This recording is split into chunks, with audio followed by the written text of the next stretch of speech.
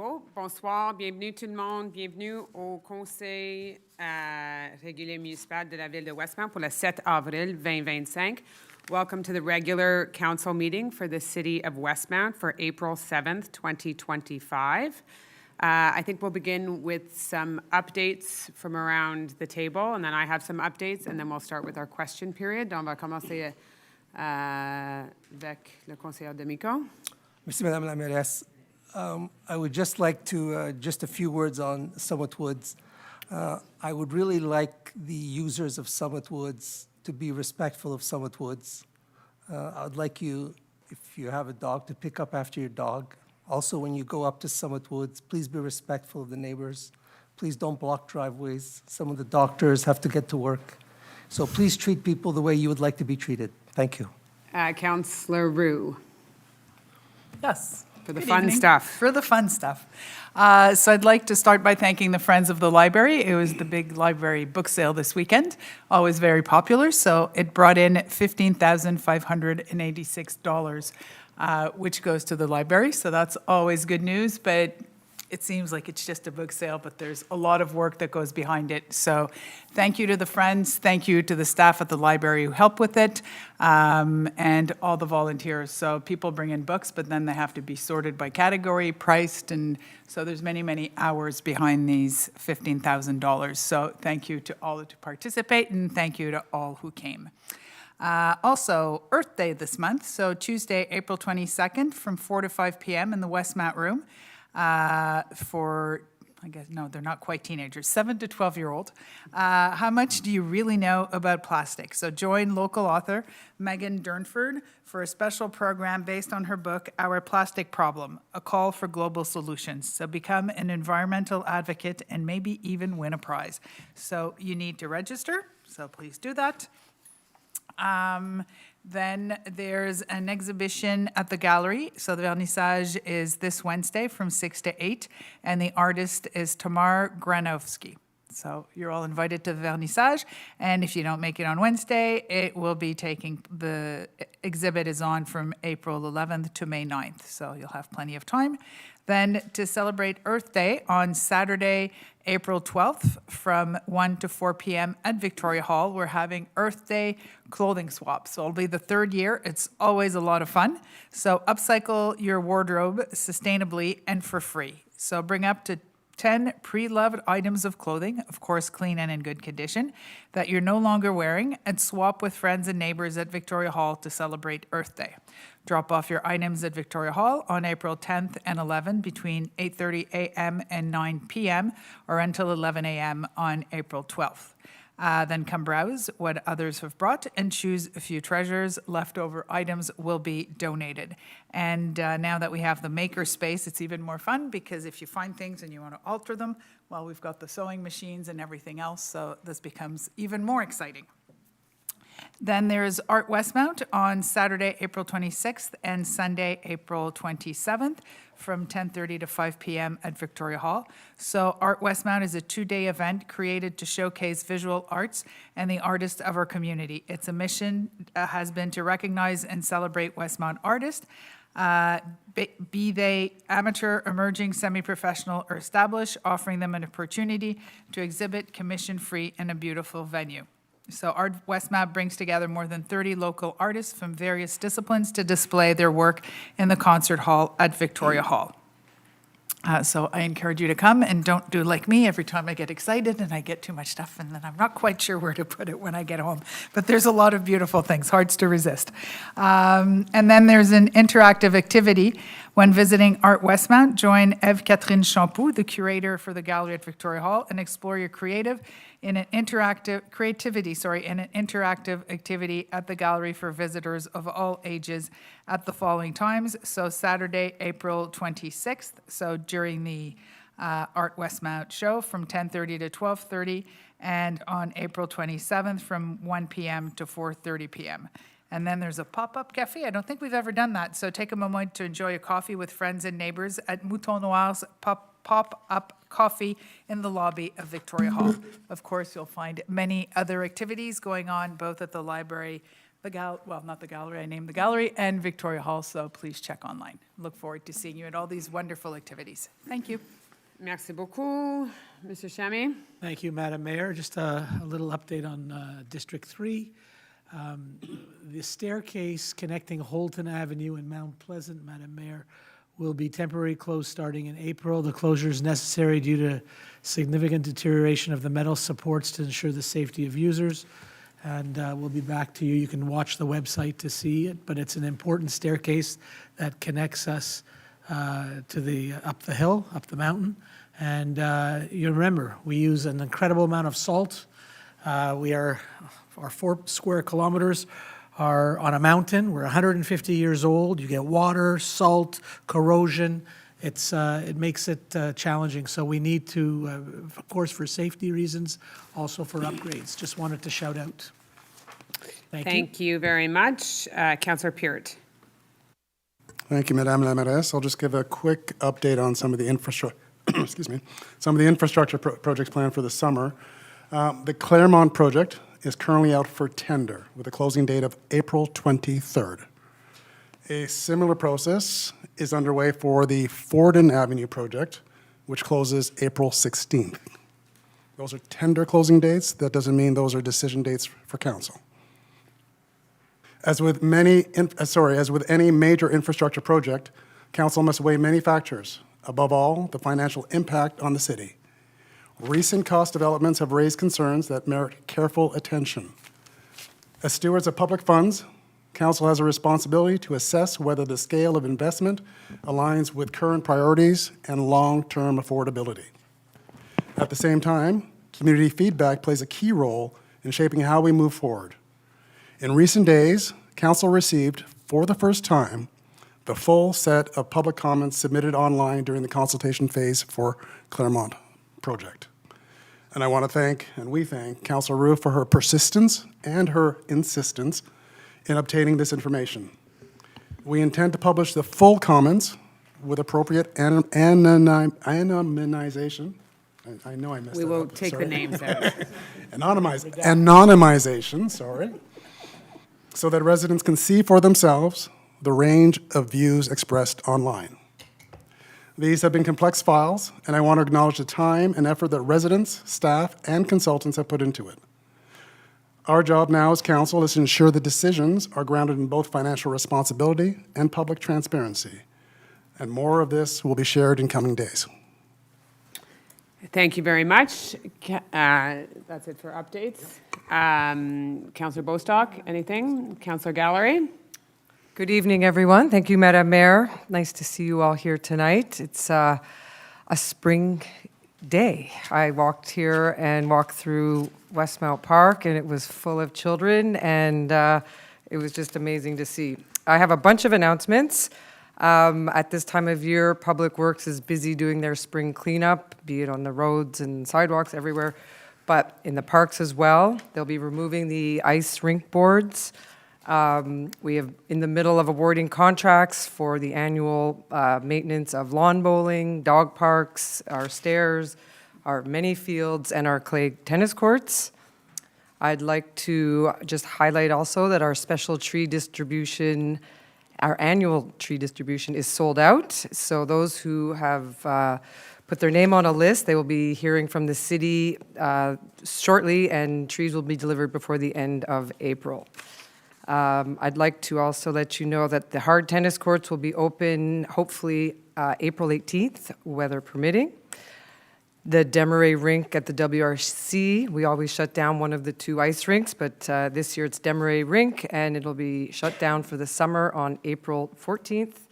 I'd like to remind our residents and those watching and those in the room that we're always looking for volunteers for our spring sports activities, in particular soccer. So if you have friends, neighbors, children that you think would benefit by helping out, we'd really appreciate volunteers and people getting involved. It's a really rewarding experience. We also have registration already starting for our summer programs. So our summer activities like yoga, Pilates, line dancing, and our very popular summer camp. The online registration or in-person starts on April 15th for residents, And then a week later, Tuesday, April 22nd, we have registration for our also very popular swimming and tennis activities. It would be very helpful, though, for those registering that you make sure your 2025 card is up to date. It'll be much faster and smoother. And our team at Sports and Rec. I have a couple more. We have a Summit Woods update. So as I've mentioned earlier this year, the Public Works team has been active up there most of the month of March. They were cutting and doing maintenance. They removed 32 dead trees and used much of the wood to line the paths. So really to indicate where people and dogs should be walking, and we really hope people stay on these paths as much as possible. There'll be an update on the dogs on leash by Councillor Kez, which starts very soon for the spring. The Public Works team has also been working hard with the Les Amis de la Montagne group, and upcoming you will see more interventions. They're targeting the invasive species and will therefore move into an action plan to control them. They're going to eventually be closing off sections of the Summit Woods to allow for regeneration, and they're going to be coming up with a formal map of all the paths so people know exactly where they're permitted to walk. And then lastly, this week, we have the annual sports banquet, which is this Wednesday, April 9th at Victoria Hall, and it'll packed with kids who've done our winter programming. A lot of hockey players, both the boys and girls and their parents, and it's a very fun and lively night. And we have two of our Westmount Wing hockey teams, the M7s. They won the Jeux de Montréal tournament, so I want to congratulate them. And the M13C team, they won the EHL playoffs and are currently in the regional playoffs in Chateauguay. So a lot of good news there, and I want to thank all the volunteer coaches and parents that bring the kids everywhere and support these great programs, and it's nice to see us doing so well. So that's it. Thank you very much. Councillor Aronson? Thank you, Madam Mayor. So I've got a quick teaser here. No actual announcement on citizen experience, but our communications and IT departments, along with a number of teams across the city, have been working very hard on the development of our new website, and I am told that it's coming this spring, and we should stay tuned for the official announcement. It's forthcoming. Earth Day is this month, and so we do have, as Councillor Roux had noted, a number of different activities. I usually believe in recycling, but I'm going to spare you recycling the announcements on the ones that Councillor Roux has already mentioned and just hit the ones that she has not yet mentioned. So we've already talked about the April 12th Earth Day clothing shop, but I also wanted to call your attention to Saturday, April the 19th, where there will be a conference by Earth Day Canada called I'm Adopting an Eco-Friendly Lifestyle from 12:45 to 1:45 in a hybrid format, so you can come in person or online at the Westmount Library. The conference is going to discuss concrete and affordable solutions to help you reduce your environmental impact on a daily basis. Like many of the activities that we're announcing today, spots are limited, and so we'd encourage you to please register in advance to make sure that if this is something you would like to do, that you get a space. On that same day, from 2 to 4:45 p.m., we've got we're calling an environmental game hosted by Eco Games, the 2 Tons Workshop. This is also something that's called a climate fresque, for those of you who've heard that term before, and an idea that came originally from Jessica Winton, who's here in the audience today, and has been something that we've been working on hard to bring to you.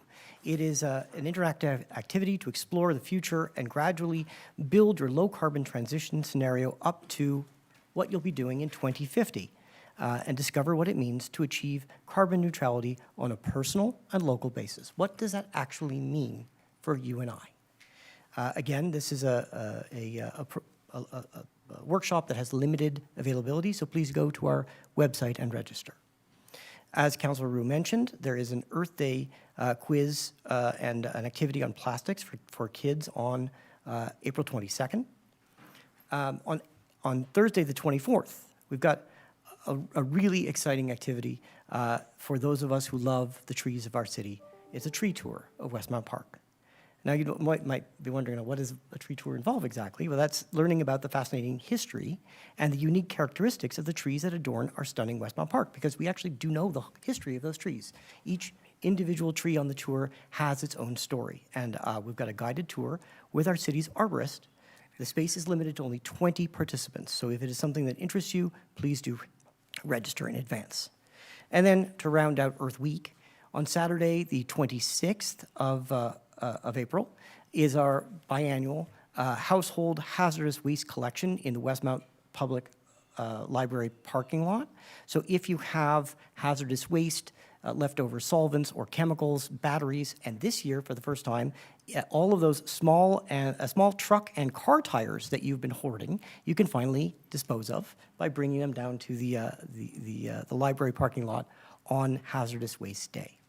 And finally, at 1:30 p.m. on that same day till 3 o'clock is our annual big cleanup at Westmount Park, where volunteers and concerned citizens throughout the city join together, rain or shine, to help clean up our beautiful green space in the lead up to the summer, as by then we'll hope all the snow will be permanently receded and all the garbage has come out and we need to take care of it. And finally, just a quick mention for those in District 7. I've had a couple of residents ask, what is the story here with the Ellis Memorial Garden, which we began construction on in the fall and unfortunately had to suspend during the winter. It is obviously half constructed and therefore extremely ugly. Do not worry. The construction will resume at the earliest opportunity, and it will be completed as planned as soon as the contractors are back on the job. So we expect that to be coming forward and be a great deal less ugly very soon. And with that, Madam Mayor, I thank you. Thank you very much. Councillor Kez? Thank you. Just a few little updates, reminders really, regarding Summit Woods. Remember, it's prohibited to be there with one person with more than 4 dogs, no more than 4 dogs. And also remember, anyone with dogs, be sure to update your dog tags. Also remember, it's between April 16th and June 15th when dogs must be on leash at all times. And then once again, June 16th to October 31st on leash from 10 a.m. to 5 p.m. and 5 p.m. to midnight off leash. And also a little reminder, there's street maintenance going on, so please pay close attention to the signage to avoid any tickets and to make the street maintenance procedure go smoothly. So please respect all the signage for that. Yep, that's it.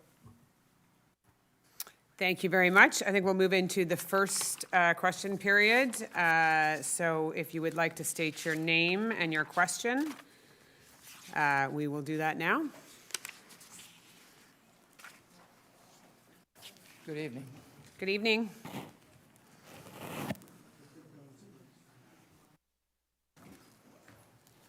I'm the man from Montrose. The man from Montrose who also has a name. As indicated by the Westmount Independent. Oh.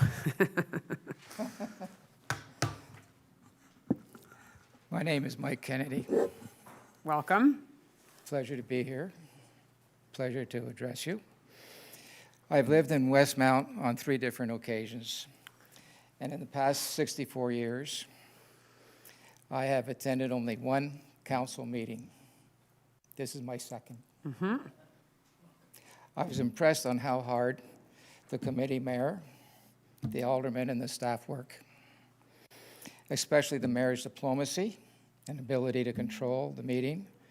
And it's a very difficult and unappreciated job. And I think we should all give a hand to the mayor, the board.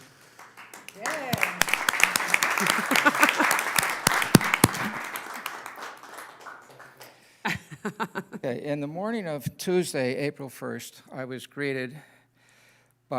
greeted a Westmount public security officer who responded, "City council meeting." He was called due to the problems with construction at 4298 and 43 Montrose. This prompted further investigation. I always fantasized about having my own late night show. But now I have the Westmount Monthly Monday late night show. What a platform.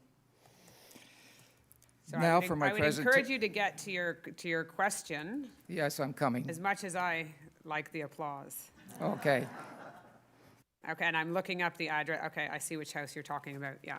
okay. My presentation is in 3 parts. I'll try and make it very short, respecting everyone else's time and everyone else who wants to ask questions. I have a few pictures which will inform everyone.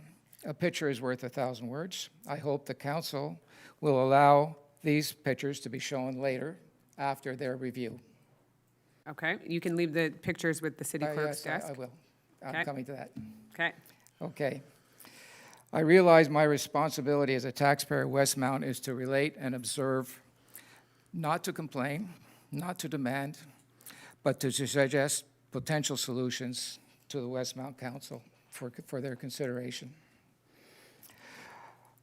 I feel the knowledge and awareness is important, and it reminds me of a presentation I made entitled, "The Eyes Only See What the Mind Knows."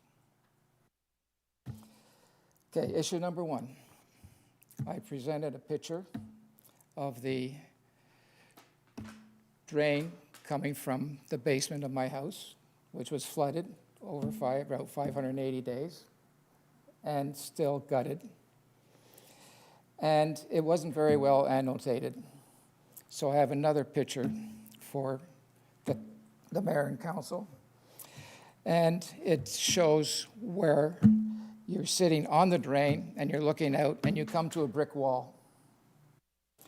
My expectation was my drain would go into another sewer pipe. So I don't know where it goes. And I requested also, because of the damage of the streets, that consideration, and I guess the decision has been made, Conrad, from what you said tonight, was that there should be consideration of tariffs. My name isn't Trump. To be applied to highway transports, 24-wheel transports, which have damaged the roads. You can see the ruts.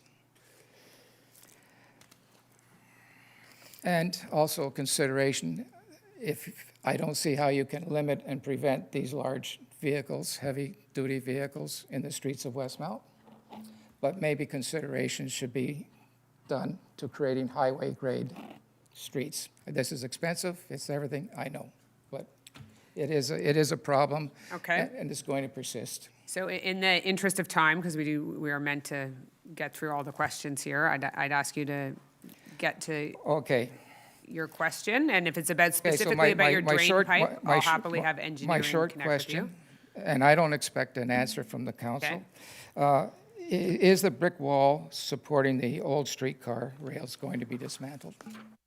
You don't So- have to answer. I will, if you leave the photograph, we will have engineering Now, prepare a response I for think you. the most important issue I wanted to bring to your attention was, I completed my high school, elementary school in Kingston, worked 1 summer on the Thousand Islands, 4 years on the Saguenay cruise ships, and 2 years at the Manway-Richelieu. And I Okay. came to the decision that I had to be connected to the St. Lawrence River.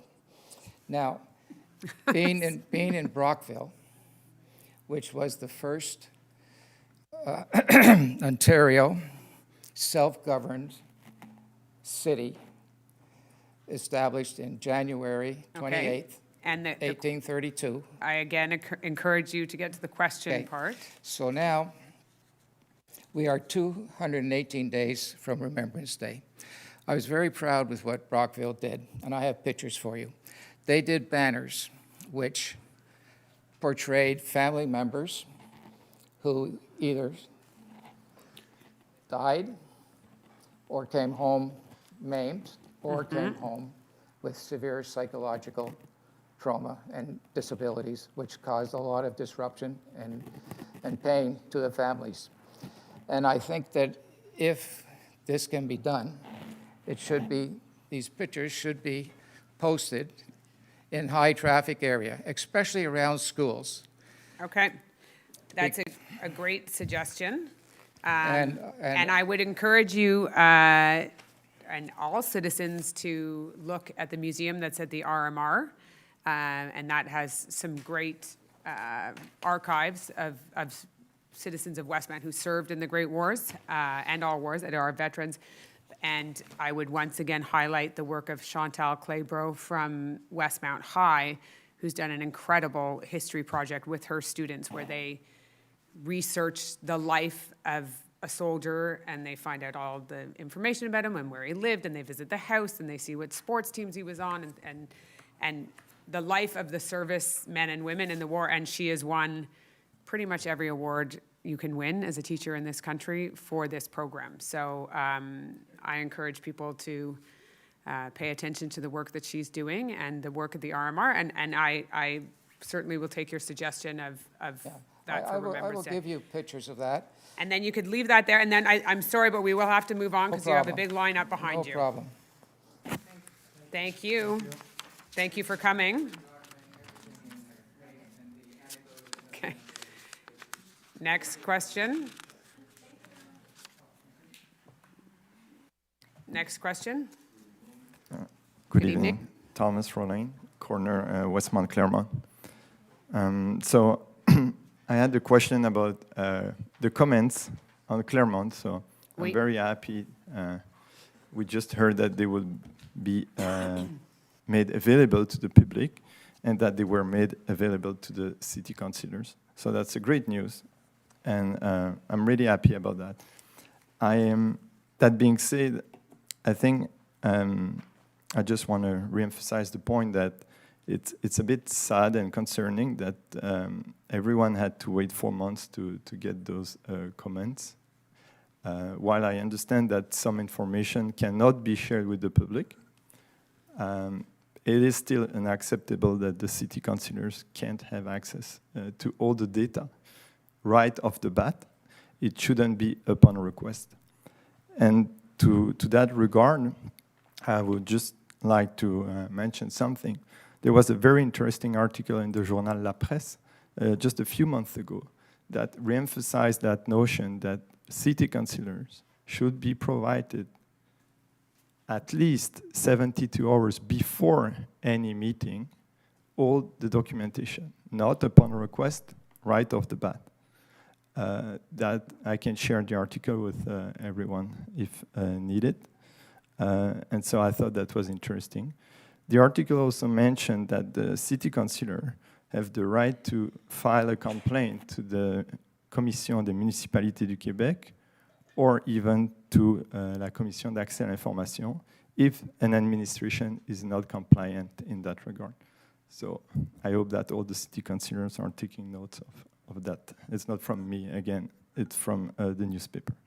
So my first question is that these comments are going to be made available to the public. Do we have a timeline for that? So the comments will be put on Engaged Westmount, like in the Claremont section, and I would imagine in the very short term. That's a great news, thank you. And my second question is about the artificial turf of Marianopolis. Do we have any update in that regard, such as call for tenders or something like No, there's no call for tenders. We are nowhere near that stage at all. We're still discussing with Marianopolis. They have some issues that have become a priority for them, and they are now the owners of their building, which they hadn't been before. So they're discussing with their board their priorities. So we have no update on that for you. Okay, so we are waiting on them, basically. We're waiting on them to continue the discussion, yes. Okay, well, thank you. And it is not in this year's PTI. Okay, thank C'est you. bon? Thank you. Next question? Hi, everyone. Madam Mayor, Council, everyone in the Welcome. room. I'll try and make this quick. My name is Callie Friedman. I grew up on Sunnyside in Upper Belmont, been there for years. And my question is about the safety at the intersection of the Boulevard and Victoria. As I'm sure many of you know, there's construction going on right now Yeah. on Côte Saint-Luc Road, right before the Boulevard and Victoria. I live around there. There's lots of buildings, you know, older people. My grandma lives near there. Students at Marianopolis come up, like lots of people walking Very, around very there. busy intersection. Very, yeah. very busy, yeah. So I'll get to the point. I was wondering if it's possible, if we can actually paint 2 crosswalks on Victoria, on Victoria and both sides of the boulevard. So on your specific request is Victoria, like below like essentially on the Victoria section. Have you guys Yeah, looked below back? Victoria, below, and then north and south of the boulevard. On each side, and Yeah. there's no walk light at that. There is a there's walk light. there. Yeah, but there's no like actual, yeah. Okay, like, and we're about to begin, well, painting will begin in May in the street. Let's take the request and see that, you feel that it would be a visual assistance I in a think so, yeah. bit I of a feel- weird traffic zone right now Yeah. because of the construction is going to be going on for a while at that building, and it's got people very frustrated by the Yeah. time they get to Victoria because they've been sitting on Côte Saint Luc Road on the NDG side of things. Okay, I mean, we'll certainly take this, your request is noted, and painting happens every spring, summer. Yeah. It starts in May, weather dependent, so that's when the line painting happens. So thank Okay, you for your thank request. you so much, yeah. Okay, Thanks. thanks. Thank you for coming. Next question? Hello, this is a question, ongoing question about the adapted parking. And can you just state your name? Oh, sorry, Judy Philpott, Claremont Avenue. Yes, welcome. And so our neighbour who's having, would have a problem with this, he called Mr. Flees. I had been given his name, Mr. Flees' name as the person to call about this in a February meeting, actually. And in the March meeting, you said to call us about it. So he called Mr. Flees. And Mr. Flees said it had all been decided by experts and nothing could be done about it. And the adapted transport would have to double park, or our neighbour would have to go to Chesterfield and figure out a way to get into the adapted transport vehicle there. Our neighbour says the adapted transport vehicle lowers a ramp to the sidewalk, or if it's larger one, has an elevator for persons boarding it.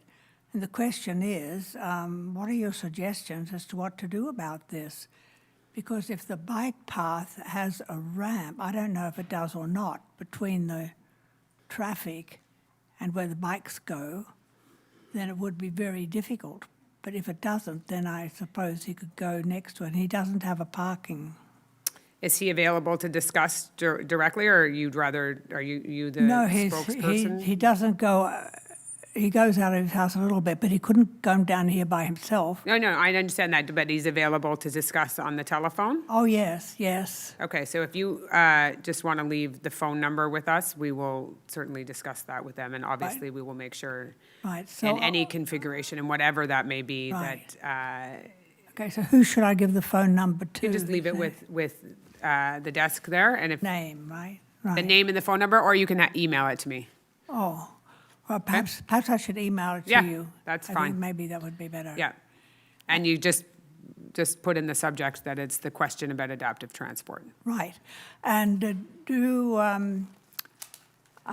so your email's on the, csmith@westmount.org. okay, I'm quite thank you easy very to, much, I'm ma'am. quite easy to find. thank you. So just send me that, and we will make sure. I know there's a couple houses in the area that depend on adaptive transport. Okay, Okay. thank you very much. Thank you. Next question? Yes, hello, I'm Donna Lynn from Clark Avenue, Donna Lynn Kovic.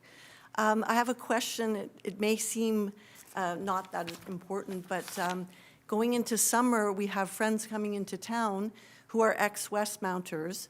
One of them's coming in Friday and said, let's go for a drink in Westmount.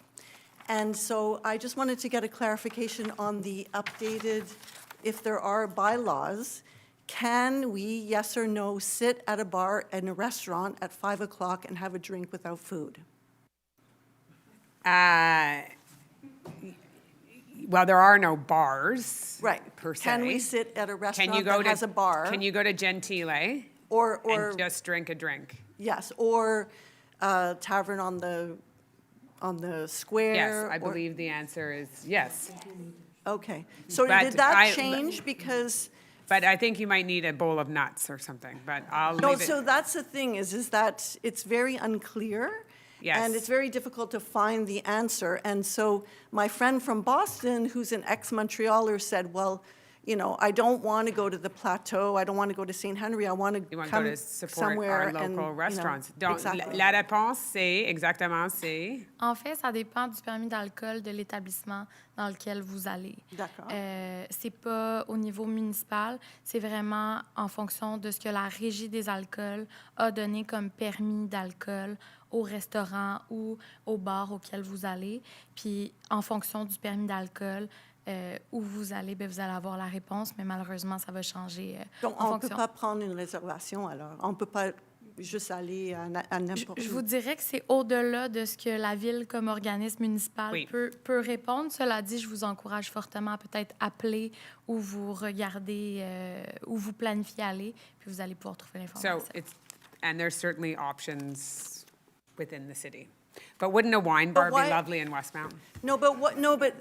So I guess I'm just going to rephrase my question. So could we have a list of places that It's, that are but that's authorized? beyond our municipal jurisdiction. That comes from, So then the organization for Green Avenue or the commercial, we could certainly send them that recommendation, that that could be something that they want to promote that they do, okay, thank you.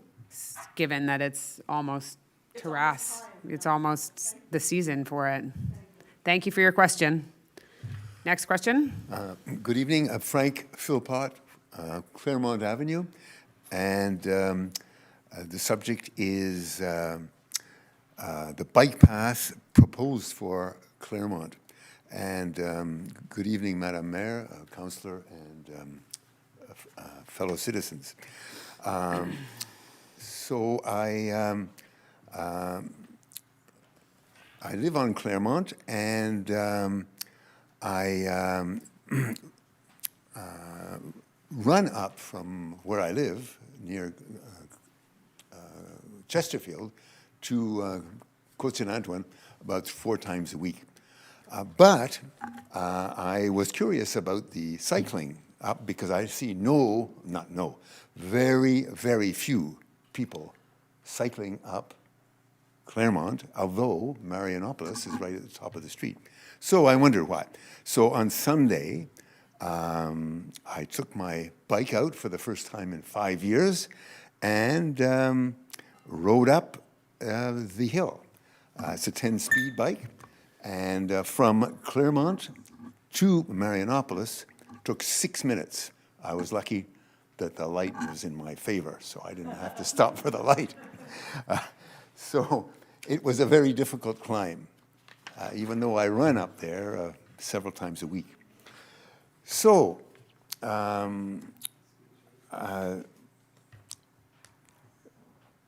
with the planned bike path, is only 1.4 meters wide. And we have a sidewalk on one side and plantings on the other with presumably another row of concrete. So my feeling is that it's far too steep for most people just to bike up there. Definitely people, athletes who are training could do it, no problem. But if I were doing it, I would hit the curb on one side or the other at least once, maybe 2 or 3 times. So my question to Madame Mayor is, would the city consider establishing a trial bike lane up Claremont for this coming summer and into the autumn in order to determine if this type of path is used? Now, that would be just a line painted on the street. That would, and just as a trial. Sorry, I don't want to interrupt you. Is that the question?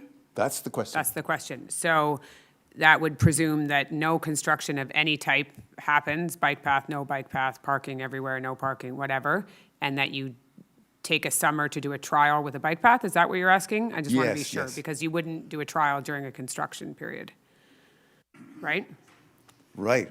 Okay, I so you're somehow- asking for a deferral of the project with a bike path test on it? Well, I think the project will have to be deferred, but anyway. Okay. Maybe it will happen. Your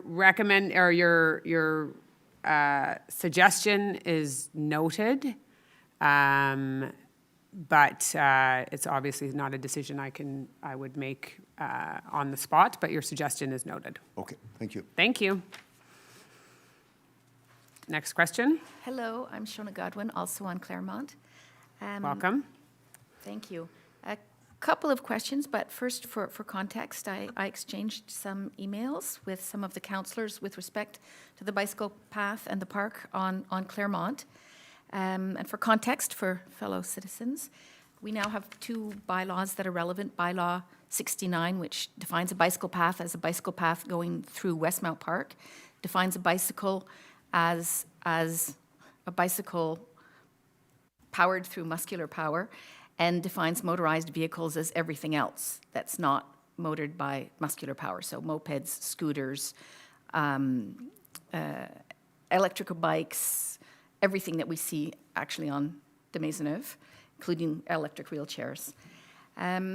Therefore, the bicycle path, as it's currently planned to go from Sherbrooke Street up to Marianapolis, to serve Marianapolis through the park, the bicycle path would run into difficulties with Bylaw 69 and Bylaw 1303, which designates NDG Claremont Park as a park, and therefore the vocation of the park can only be changed through a referendum. There would need to be bylaws that would need to be amended, and given that Bylaw 1303 was designed to protect parks and the vocation of the park, could you confirm that if the bicycle path were to go through NDG Claremont Park, you would hold a referendum? Can I hand that one over? Madame la greffier, est-ce que vous avez une réponse à ça? En fait, là, je préfère pas me prononcer pour l'instant. La question a été analysée, effectivement, mais pour ce qui est là, d'une question de référendum, c'est malheureusement pas à moi de vous répondre et de prendre un engagement quelconque. Cela dit, la réponse a été analysée, en fait, votre question, et il a été déterminé qu'avec les règlements actuels de la Ville, les bicyclettes assistées peuvent circuler là, sur les bike paths. So e-bikes would be allowed, but not anything else motorized. An electric bike is not considered a motorized vehicle. Le but pour moi, c'est pas de vous donner un avis juridique ou une analyse juridique. Ça va me faire plaisir d'en discuter avec vous si vous voulez. Puis on pourra peut-être échanger nos coordonnées pour le faire, là. Mais effectivement, de la façon que le tout a été analysé en ce moment, les bicyclettes assistées pourraient circuler sur Toutes les bike paths. Voilà. OK, merci. So thank you. I understood that your opinion isn't final. I look forward to receiving your final opinion, not just for myself, but for everybody who could be Mon interested. opinion par rapport au fait que les bicyclettes assistées peuvent circuler sur les bike paths est finale, oui. Okay. Bicyclette assistée, I understand electric bikes? So electric bikes are not considered motorized vehicles. They're considered bicycles. In compliance with Bylaw 69? Okay. And in compliance with Bylaw 1303? Je vais, encore une fois, on pourra en discuter plus amplement, mais ce qui a été analysé, c'est que les bicyclettes assistées peuvent effectivement circuler dans les voies de circulation qui sont désignées pour les bicyclettes. Merci. I have a second question. The second question I think that is, was the second question. apologize, I arrived a bit late, but I heard that you've announced that the contract will be awarded for the work on Claremont on April 27th. No, that Sorry, was not announced. apologies. Sorry, I missed that. If I could just answer that specifically. Sure. What I said is the tender period will be closing. So the That is- tender period when bidders can submit closes That's the deadline for bidders to submit. is April 27th. 26. 26. Yes. Okay. Do we have a final plan that will be submitted as part of the contract and an idea of a final plan, a final design for the Claremont work, and a timeline for when that contract will be executed? No. No timeline. Okay. Well, no, we don't have any dates of an exact date when, if we were to award a contract, if there are bidders, if there are within the realms of what we were expecting, if we make changes. So we don't have a date yet to announce. What we do know is that the frost date is actually quite late this year. I believe it's like May, a little later in May, but no, we don't have a date yet. Okay, great. But you will certainly be notified. Thank you, and I look forward to getting a written response. Thank you. Thank you. Next question. John Breslau, Grosvenor Avenue. Welcome. Thank you, Mayor. I went and had a look at both the question of safety and the traffic patterns on the Claremont component. For the safety, let me submit two studies. The Guideline for Location and Design of Bus Stops, which was prompted by the National Resource Council, and the Guide d'Application VERTU by the Minister of Transport. Let me submit that to you. Would you like a copy? I just read one. I can give it to you. I'll get one from the city clerk. You make copies, okay. And the main concern here is that when you have a bus in a single lane and there's no room to overtake it, because it's only one way, then you have the potential for accidents as people try to overtake the bus, even more so, of course, with adaptive transport. So there are safety concerns here, and I submitted this so you can look at it in detail. Basically, the Minister of Transport says a number of components, such as don't do it on a bus lane, don't have it where you have a single bus lane. You'll see yourself, but the question of safety is obviously clearly one that we need. I did a traffic survey, pro bono, on the rush hour of the 31st of March, the afternoon rush hour of 31st of March, and the morning rush hour of April the 2nd, for 1 hour for each of these. So there's a 3-hour study. What I was interested in is to see what happened, how much traffic went up Claremont, what sort of problems there exist when you have one lane coming up of Claremont South, having to go left, right, and straight forward when you only have one lane. And there were a number of times that you watched and saw, at least turning left, that a whole traffic cycle was missed because the driver couldn't turn left. If she's blocking the entire lot, then you have... So clearly there's some concern here on traffic patterns. It was more interesting, however, also looking at the number of cycles, etc., that went up Claremont. What I did was I looked and I agglomerated the number of manual cyclists, skateboarders, electric cycles, scooters, mopeds, electrical wheelchairs, and segways, all going up Claremont over those 3-hour rush hour. And I'd like to tell you the total number was 0. Consequently, we have a trade-off. We have a trade-off between putting in a cycle path. So do you have a question? Yes, of course, I've got the question. We have a trade-off between cycle path and parking, 49 spots. So, dedicated cycle path, no indication of demand. Loss of 49 parking spaces, along with the increased demand that comes from visitors of 500 Claremont. The concern, re-safety, via the CCRP report. The inappropriateness, given the transport guidelines.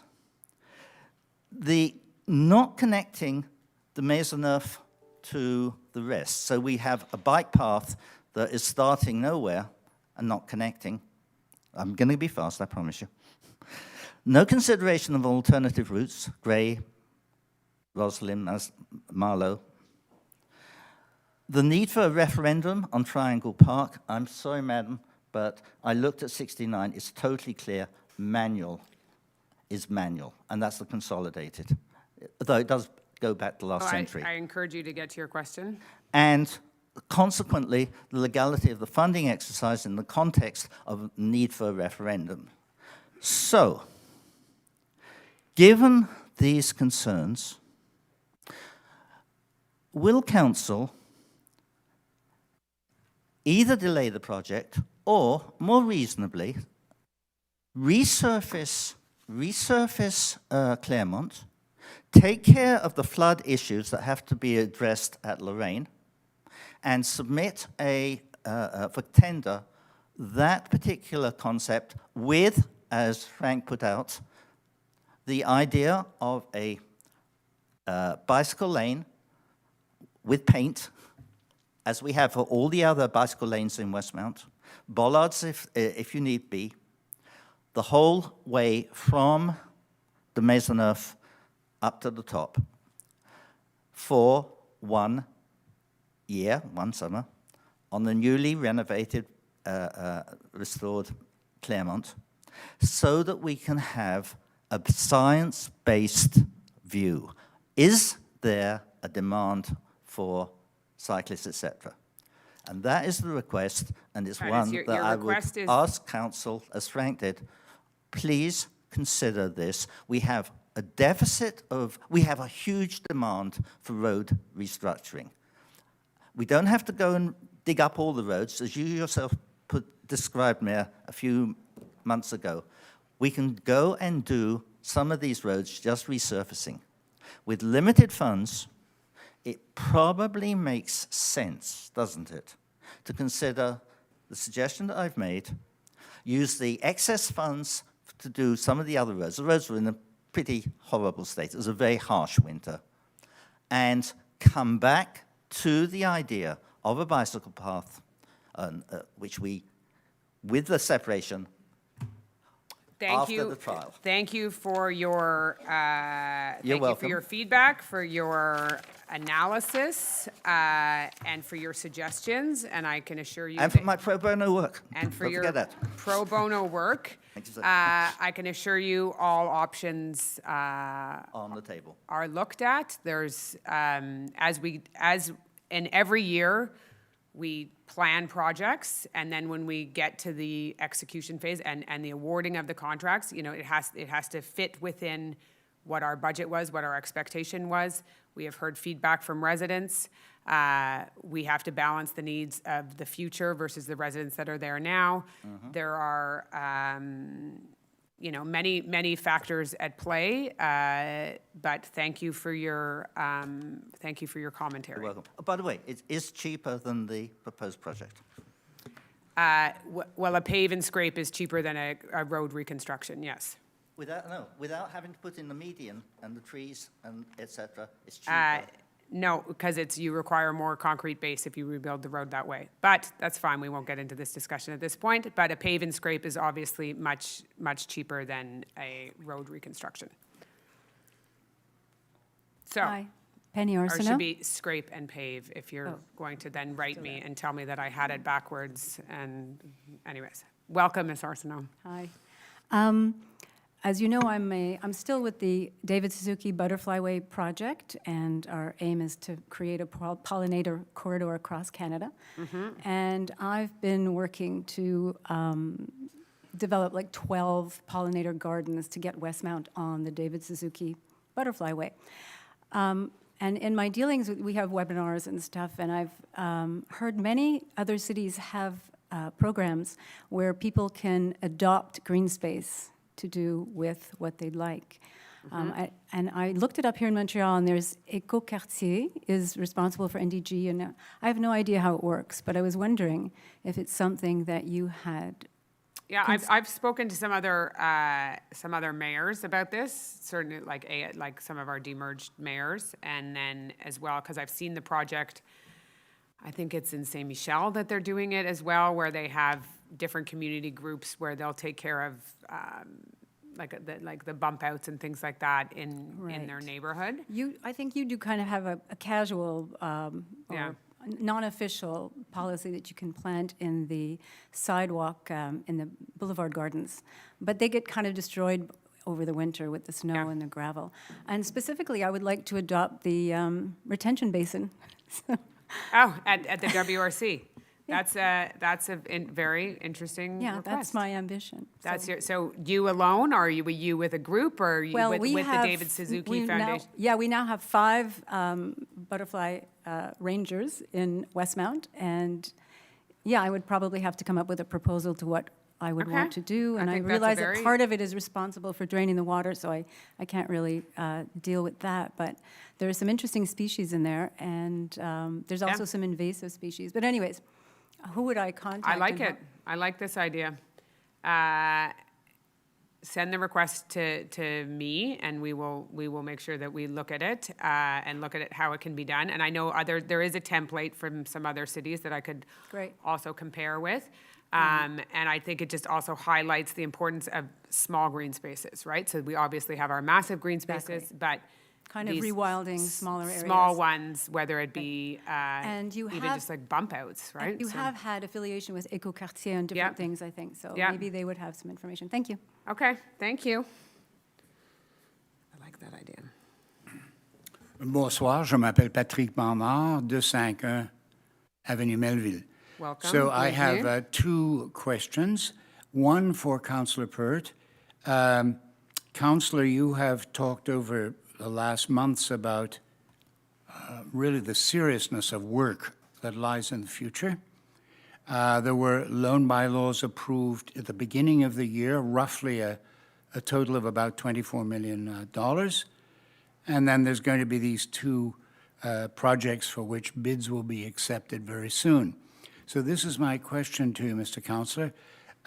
Bankers have something they call forward guidance. Does the city have in hand right now a schema of forward guidance for the demands that will be placed upon the budget and the solutions that you are already envisaging for how to meet those demands? In other words, something like this. It'd be like a household budget. We're going to have to spend $100 on cleaning the rug and $20 on the sink, and that's how we're going to do it, darling. Isn't that so? And then that's forward guidance at the level of the family. Is there something like that for the city now? Because there's a lot of demands on the budget. I mean, there's sort of 3 of us that can probably answer this, so thank you. I'll hand it over to you in a second. Thank you for your question. Yes, there obviously is very significant planning, and we're doing it further out than we had in the past. And we know that the needs of our capital works expenditures far exceed our ability to pay for them in real time. So we are looking at different financing options, and it's not to say that we did not go into this lightly. This has been, there are no projects that are not absolutely necessary. So those decisions were taken very, very seriously in terms of how we are going to finance them. But there are certain aspects and certain projects in the city that cannot be delayed, and if they are delayed, they will only cost double the price in 5 years. So I don't know if Councillor Peart or Councillor D'Amico wants to start. Do the cleanup. Excellent question, first of all. We think of it in terms of timelines. We have our immediate timeline, which is our current year capital works budget. We have a medium-term timeline, which looks at we do that over 3 years. And then, of course, and I think this is nut of where you're going, is you're looking for an even longer timeline, a longer arc of vision into the future. That exercise is the object of what is an asset management plan. And the asset management plan is a project that is actively and currently underway in the city, wherein we look at the assets that are contained and owned by the city, and we project them over a longer time period, usually up to 25, sometimes 50 years, and that is coupled with a financial plan which anticipates how will we be able to finance that in the future. So those 2 work together, and that is a project that is, it's a quite comprehensive project, but that is underway and if Councillor D'Amico wants to follow up on that, I will let him do so. Yes, so the Department of Finance has looked at the borrowing and has done it over several years, so we're projecting forward at least 5 to 10 years. I guess your question really is, you would like access to some of that, if we can publish some of that information, so. I think Now, this is very interesting. That's your question, right? It's kind of fascinating. But yes, the answer to your question is yes. Yeah. My answer to you last time was wait for the audited financial statements, because that's really when you'll get it. I think what you're telling me is you'd like to have maybe an interim financial statement. What you're very acute in reading my thoughts. Thank you very much, Doc. No, you're right. I would make this suggestion to council. I knew that you were doing this planning because I do take what you say and do seriously, and it's quite clear what is happening with the city. So I think as much as possible, council should share the schemas that it uses with citizens. I think it's really a worthwhile thing to do. So my next question to you, Councillor, when will I be able to get those figures that I'm interested in? Would that be in? The audited financial statements? Yeah, I'm really interested in. June, I believe. Yeah, okay. Well, June is fine. That was when, I believe that's when it'll be available Tabled on in the, June. yes. I Okay. believe it's tabled in June. So anyway, I think you very well understand what I'm getting at. Share as much of this information with people as possible. It's remarkable. We do have a lot of information that we have shared. Just our audited financial statements obviously have a huge amount of information in them, but when we table our capital works budget and our budget, a lot of this details were in both the commentary, the speeches, and then the No, I know that. documentation we put online. I think it's good to give the public an idea of it, though. Thank you so much. Yeah, and it's good that the public is engaged in it, because it really is, it is the issue of our time in terms of how we are going to not only fix the broken infrastructure, but how we're going to pay for it. And that's going to require different levels of government taking on different. Most cities face this. I have said. We're not alone. We're not alone. No. Yeah. I have said to people that I know, look, do you have any idea what cities are facing across this country? And honestly, people that I meet are not aware of it. So if you tell people, look, these are the stresses that we're dealing with, may make it much better, I think. Thanks a lot. We do communicate it, but yes, there are issues that if the provincial government could take over all of public transit, that would free up, obviously, money at the municipal level. So anyways. Thanks a lot now. For another time. We'll finish with these two questions, and then we'll move into the rest of the agenda. Hello, everyone. So Sasha Singh for Claremont as well.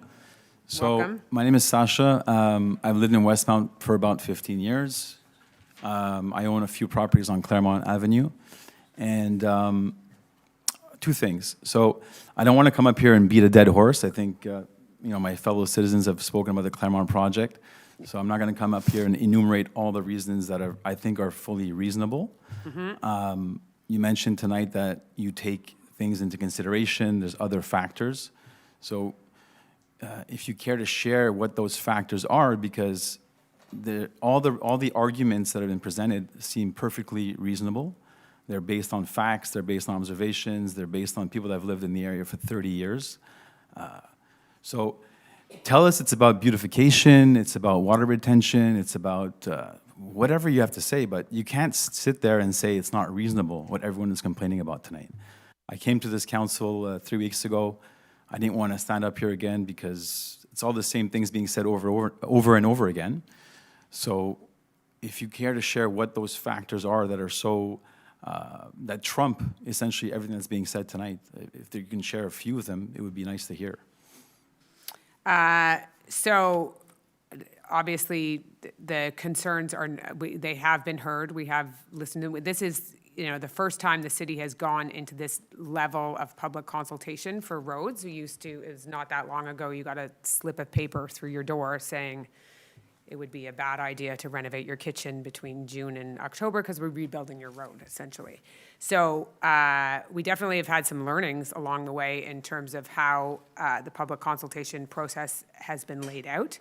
And it wasn't, there's many factors at play in this. Obviously, the people that live on the street, the CEGEP at the top of the street. It connects to a major artery, being Sherbrooke Street. There's many, many factors, and you have to build a road for 50 years in advance, not just for now, right? We did hear a lot at the beginning about pedestrian safety, people wanting, safer pedestrian crossings, lots of different elements, which obviously comes with some design implications with how you do that. And so the other elements that we're looking at when we set out to do these things, we have a budgeting process. We have in mind, what's the threshold of what you can spend on these roads. Some of those budgets, if you were in the construction industry, you will realize, projects last year, similar to this one, have a very different scheme right now. And that's what we're sort of seeing unfolding over the past, I'd say, couple weeks in terms of projects. That also has to be taken into consideration. But we hear you. We understand that parking is king, basically, right? Like it's parking is an issue. We have heard that. We have, tried to rejig certain things and look at every different angle. So we don't have I don't have a project to unveil to you tonight or a contract to award, but I can assure you that we have heard your feedback and your complaints, and what I hear unanimously from the people on Claremont is that parking is is the critical aspect. Right. And I don't think it has parking to be... is, sorry, I hear like grumbling in here. A lot of people, everybody stands up and talks about the parking spots that were removed. So obviously that is an element that we are hearing from people. And I don't think, I can't speak on anyone's behalf, but I feel like it doesn't have to be an all or nothing. Maybe there's like an in-between. There's been postponement or some sort of deferral or a test, or I'm sure you guys are taking this into account. Yeah. Yeah. And the second thing is, and I'll be quick, I also work in real estate as well. I've worked for DeVimco, Carbon Leo, I'm at Plaza now. And if you guys are going out to tender with a general contractor for a bid, they must be bidding on some set of drawings that's complete so that they have a full costing. Yes, but that hasn't been adopted. We haven't adopted that yet. Okay, but in 2 weeks, there will be a contract awarded, or the tender one? closes, right? So the GCs have up until that time to That's bid right. on So- something. So just, again, to be precise, because sometimes it's not obvious how these things work. A full detailed set of documents, plans, and specifications have been issued for tender.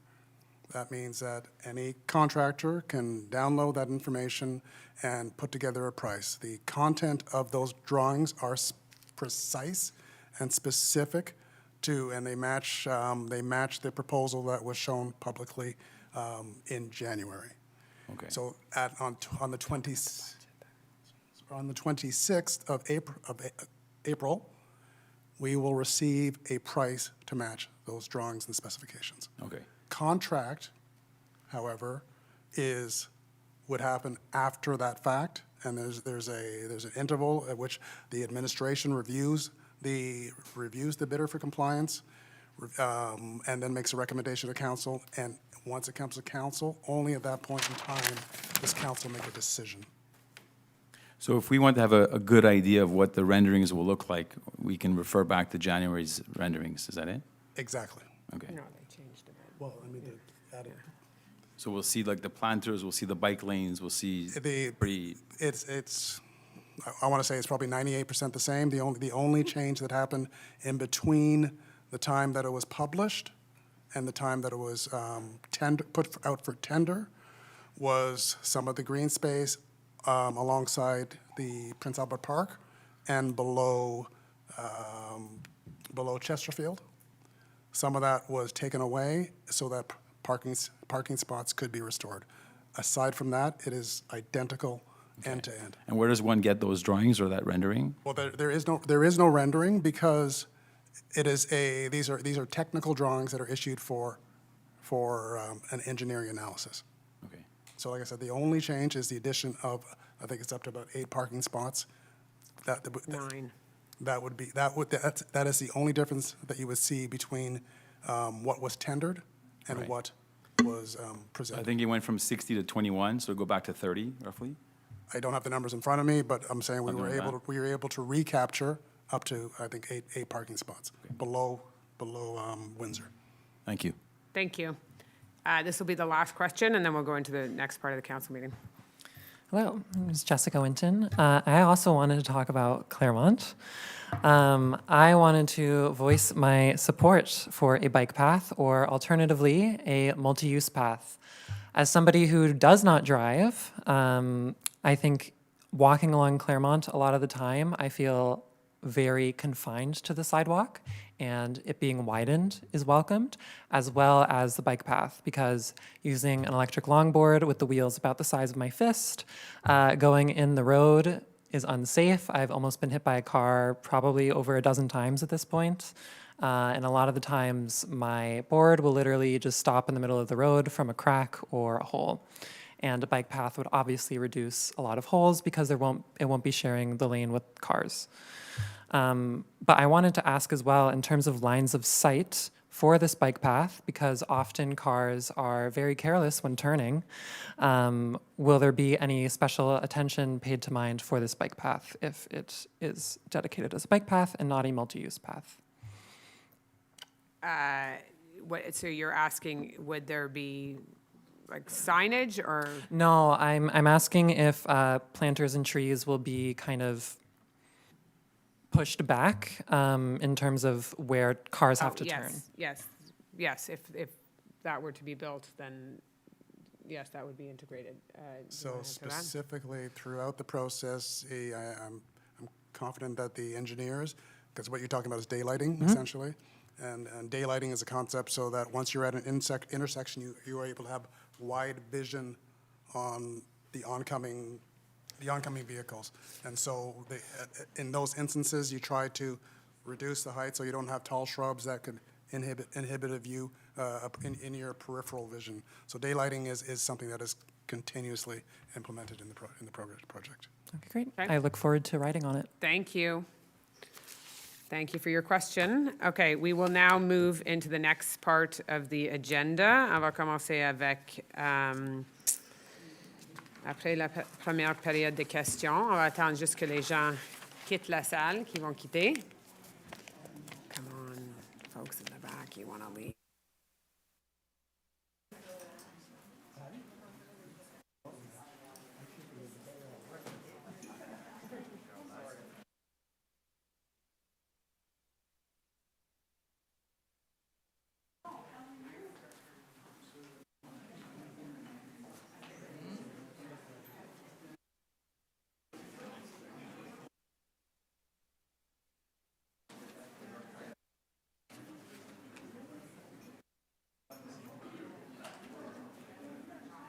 On va commencer.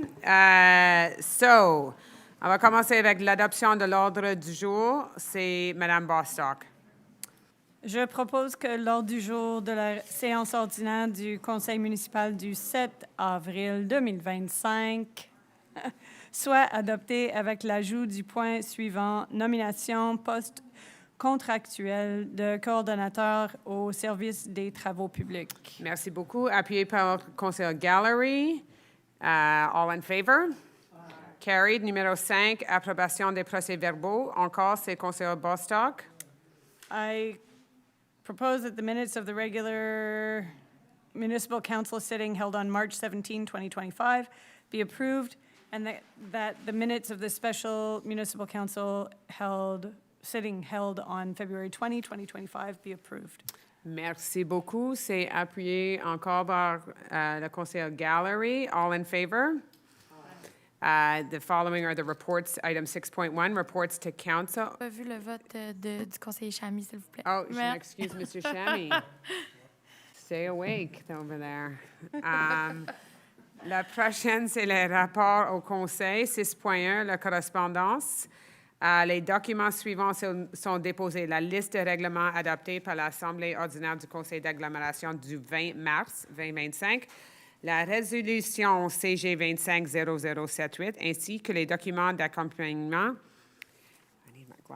reliés à la dite résolution, la résolution CG 25-0079, ainsi que les documents d'accompagnement reliés à la dite résolution.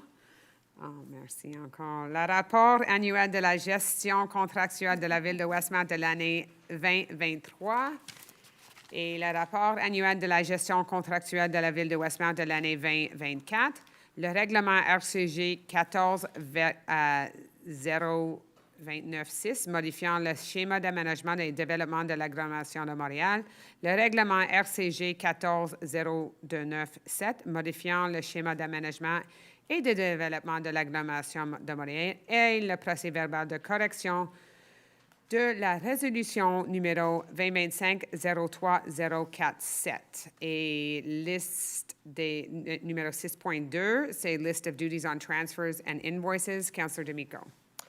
Merci, Madame la mairesse. Donc, les listes de facturation des droits de mutation pour le mois de janvier 2025 sont déposées. Merci beaucoup. 6.3, c'est le procès-verbaux du comité consultatif sur les transports. C'est conseiller Bostock. Les procès-verbaux des rencontres du comité consultatif sur les transports tenus le 12 novembre 2024 et le 10 décembre 2024 sont déposés et seront disponibles sur le site Web de la Ville. Merci beaucoup. 6.4, la liste d'approbation en vertu du règlement 1507, c'est le conseiller Chamy. Merci, Madame la mairesse. Conformément au règlement 1507 sur la délégation de pouvoir à certains employés de la Ville de Westmount, la liste d'autorisation de dépenses pour le mois de février 2025 est maintenant déposée. Merci. Item 6.5, minutes of the General Committee of Council, is Councillor Bostock. The minutes of the General Committee of Municipal Council meetings held on December 2nd and 16, 2024 are tabled and are available on the city's website. Merci. 6.6, le rapport de la main-d'œuvre, c'est conseiller Chamy. Thank you, Madam Mayor. The workforce report for the month of February and March 2025 are now tabled. Thank you very much. Numéro 6.7, le registre des paiements, c'est conseiller D'Amico. Thank you, Madam Mayor. The list of payments for the month of February 2025 is tabled. Thank you very much. Item number 7, Affaires générales et administration, prolongation de bail manège militaire de Westmount. Numéro 7, c'est c'est conseiller Chamy. Thank you, Madam Mayor. I will read the whereases. Whereas the City of Westmount is the owner of Lot 1582710, located at 4625 St. Catherine West, better known as the Westmount Armory. Whereas an emphatic lease concerning the building was entered in between the city and His Majesty the King in right of Canada from April 28, 1925 to April 28, 2024. Whereas at the expiry of the emphatic lease, the city and His Majesty agreed to a lease on the building for a period of 2 years expiring on April 28, 2026. Whereas His Majesty has expressed his intention to occupy the building for a longer term, discussions have begun within the city to this effect. I move, Madam Mayor, that the City of Westmount agree to extend the current lease for building number 1582710, scheduled to expire April 28, 2026, for an additional period of 5 years until April 29, 2030, under the same terms and conditions as the lease covering the period from April 29, 2024 to April 28, 2026. And finally, that the city clerk be authorized in the name of the City of Westmount to sign a lease extension to this effect. Thank you very much, Councillor Chamy. A seconder on that will be Councillor Aronson. This is a continuation of the RMR occupying that space. They want to be there. We want them there. And so this is a longer-term lease while we can look at future options. Seconded by Councillor Aronson. All in favor? Carried. Item number 8, participation of elected officers 2025 Convention of the Federation of Canadian Municipalities, the FCM, c'est Conseiller Bostock, and not Councillor Aronson. I'll read the whereases because it's got names in it. Oh, no. No, I move that the mayor and councillors Roux, Peart, Aronson, and Kez be authorized to attend and represent the City of Westmount at the 2025 Convention of the FCM, Federation of Canadian Municipalities, that an amount of $15,349.16, including taxes, be allocated to cover the expenses related to participation in the convention at a rate of $3,069.83, including taxes per elected official, and this in accordance with the financial information included in the decision-making file number 5038. Thank you, Councillor Bostock, seconded by Councillor Shammy. This is the FCM meeting that takes place every year. We try and sort of rotate around which councillors go, and it is in Ottawa, so it's fairly close this year. All in favor? Aye. Carried. The next one is also participation of, celui-là c'est pour le UMQ, donc c'est la participation des élus congrès 2025 de l'Union des municipalités du Québec, l'UMQ, dont c'est Jeff Shammy. Thank you, Madam Mayor. I move that the mayor and councillors Peart and Gallery be authorized to attend and represent the City of Westmount at the 2025 meeting of the UMQ to be held from May 14th to May 16th, 2025 at the Centre des Congrès du Québec, and an amount of $7,157.19, including taxes, be allocated to cover expenses related to their participation in the meeting at a rate of $2,385, including taxes per elected official, and this in accordance with the financial information included in the decision-making file 5036. Thank you very much. Seconded by Councillor Aronson. This is the UMQ. It's in Quebec City, whereas it may actually be lower than this rate because I'm on the UMQ board, so my expenses can be covered also by them. Donc, all in favor? Aye. Carried. Item number 10, c'est l'entente semaine de la liberté d'expression, the agreement for the Freedom to Read Week, and this is Councillor Roux. Thank you. I will also do it in both languages because it's close to my heart. Alors, je vais vous lire les attendus que. Attendu que la Semaine de la liberté d'expression est un événement annuel qui encourage les Canadiens à réfléchir à la liberté intellectuelle et à réaffirmer leur engagement à cet égard. Attendu que depuis 2024, la Semaine de la liberté d'expression est rentrée dans une nouvelle phase dirigée par la Bibliothèque et Archives Canada, le Canadian Urban Library Council et l'Ontario Library Association en partenariat avec le Book and Periodical Council. Attendu que cette année, la Semaine de la liberté de lire s'est déroulée du 23 février 2025 au 1er mars 2025. Attendu que les bibliothèques jouent un rôle central dans l'accès de tous les citoyens à l'information et dans la défense de la liberté intellectuelle et de la liberté d'expression en défendant le droit de chacun d'accéder à une diversité de connaissances et d'informations sans égard à l'âge, au statut social ou aux antécédents.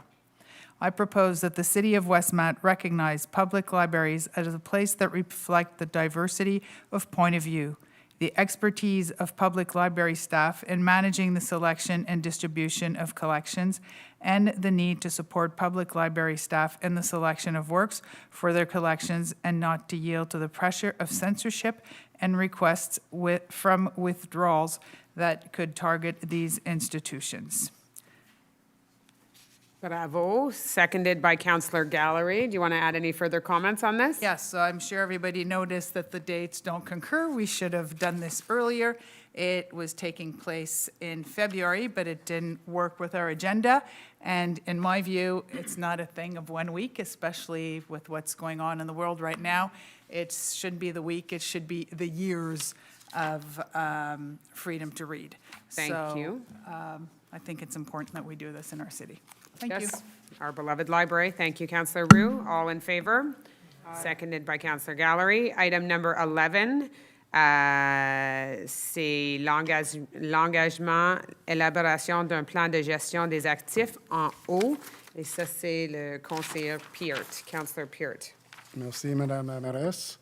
Je propose que la Ville approuve le document démarche de gestion des actifs municipaux en eau préparé par l'administration selon le modèle du ministre des Affaires municipales et de l'Habitation. Que la Ville s'engage à élaborer et à mettre en œuvre un plan de gestion des actifs en eau afin d'optimiser la gestion de ces actifs municipaux. Que la Ville s'engage à transmettre aux 10 ministères, au plus tard le 31 décembre 2026, le sommaire de son plan de gestion des actifs en eau ainsi que les informations requises par ce dernier. Merci beaucoup. Appuyé par Monsieur Conseiller Chamy.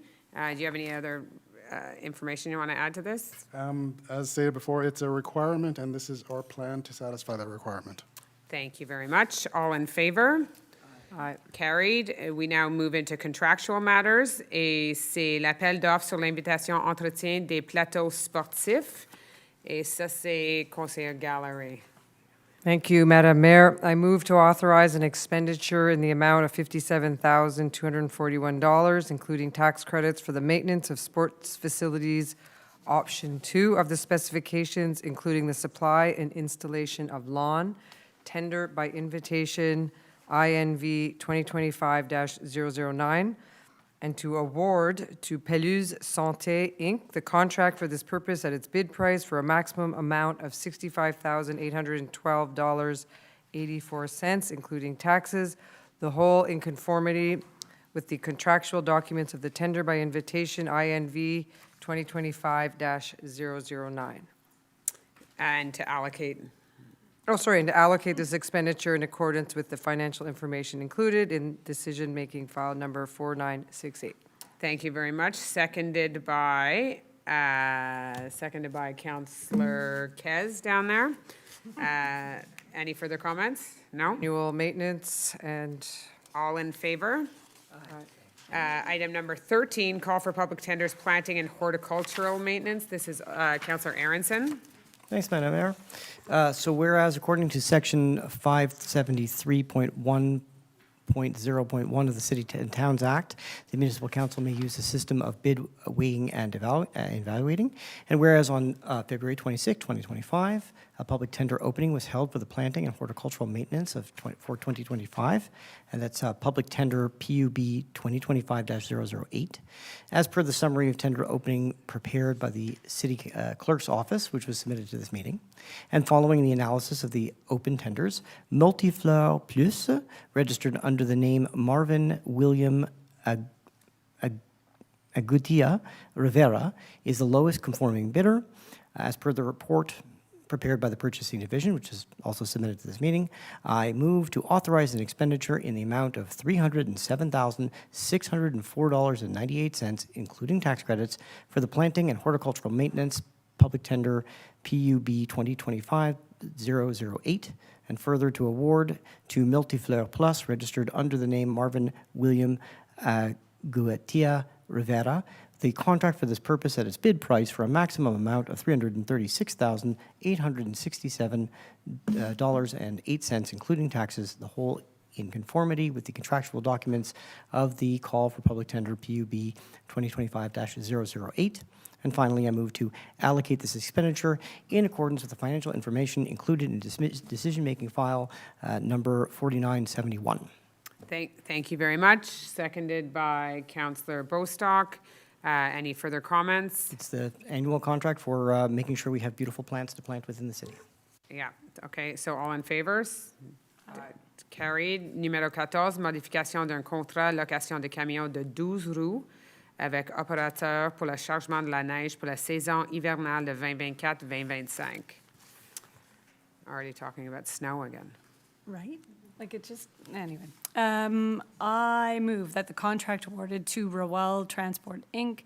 for the rental of 12-wheel trucks with operators to load snow for the 2024-2025 winter season, purchase order number 031540, be modified and increased to a maximum amount of $153,155.55, including taxes for the year 2025. That an additional expenditure be authorized in the amount of $67,599.55, including taxes for said contract. And I move to allocate this expenditure in accordance with the financial information included in the decision-making files numbers 2024-2441 and 4992. Thank you very much. Seconded by Councillor Peart. All in, there's no, it's pretty straightforward. All in favor? Carried. Item number 15, call for numéro 15, c'est l'appel d'offres public services professionnels pour l'analyse de la concertation de plomb dans l'eau à domicile, PUB 2025-006. Councillor Peart. Merci, Madame la Mairesse. I authorize an expenditure of $51,762.50, including tax credit, for professional services to test the concentration of lead in water in homes, PUB-2025-006. Award the contract to Enviro Services, Inc. at the price of its bid for a maximum amount of $59,513.93, taxes included, in accordance with the terms and conditions of the public tender PUB-2025-006 for a period of 1 year. To allocate this expenditure in accordance with the financial information included in decision-making file number 4969. Thank you very much. Seconded by Councillor D'Amico. Any further comments? This is part of our ongoing lead testing program that we are doing on every year. Okay. I received a question from a resident. I don't know if I can ask it. It's regarding this topic or... No, not at this point. Okay. That's fine. But if they submitted a question to the question period. So seconded by Councillor D'Amico. All in favor? Aye. Carrie, did you want to add any further comments on that? I do not. No, OK. Item number 16, numéro 16, appel d'offres sur l'invitation, achat de structures d'éclairage pour les lampadaires de type Cobra, INV 2025-013. That is Councillor Shammy. Thank you, Madam Mayor. I move to authorize an expenditure of $52,974, including tax credits, for the purchase of lighting structures for Cobra lampposts, tendered by invitation INV 2025-013, and to award the contract to Lumen, une division de Sonepar Canada, Inc., at the price stated in its bid for a maximum amount $60,906.86, taxes included, in accordance with the terms and conditions of the tender by invitation 2025-013, and finally to charge this expenditure according to the financial information described in the decision-making file number 5008. Merci beaucoup. Appuyé par Councillor D'Amico. Any further comments on this?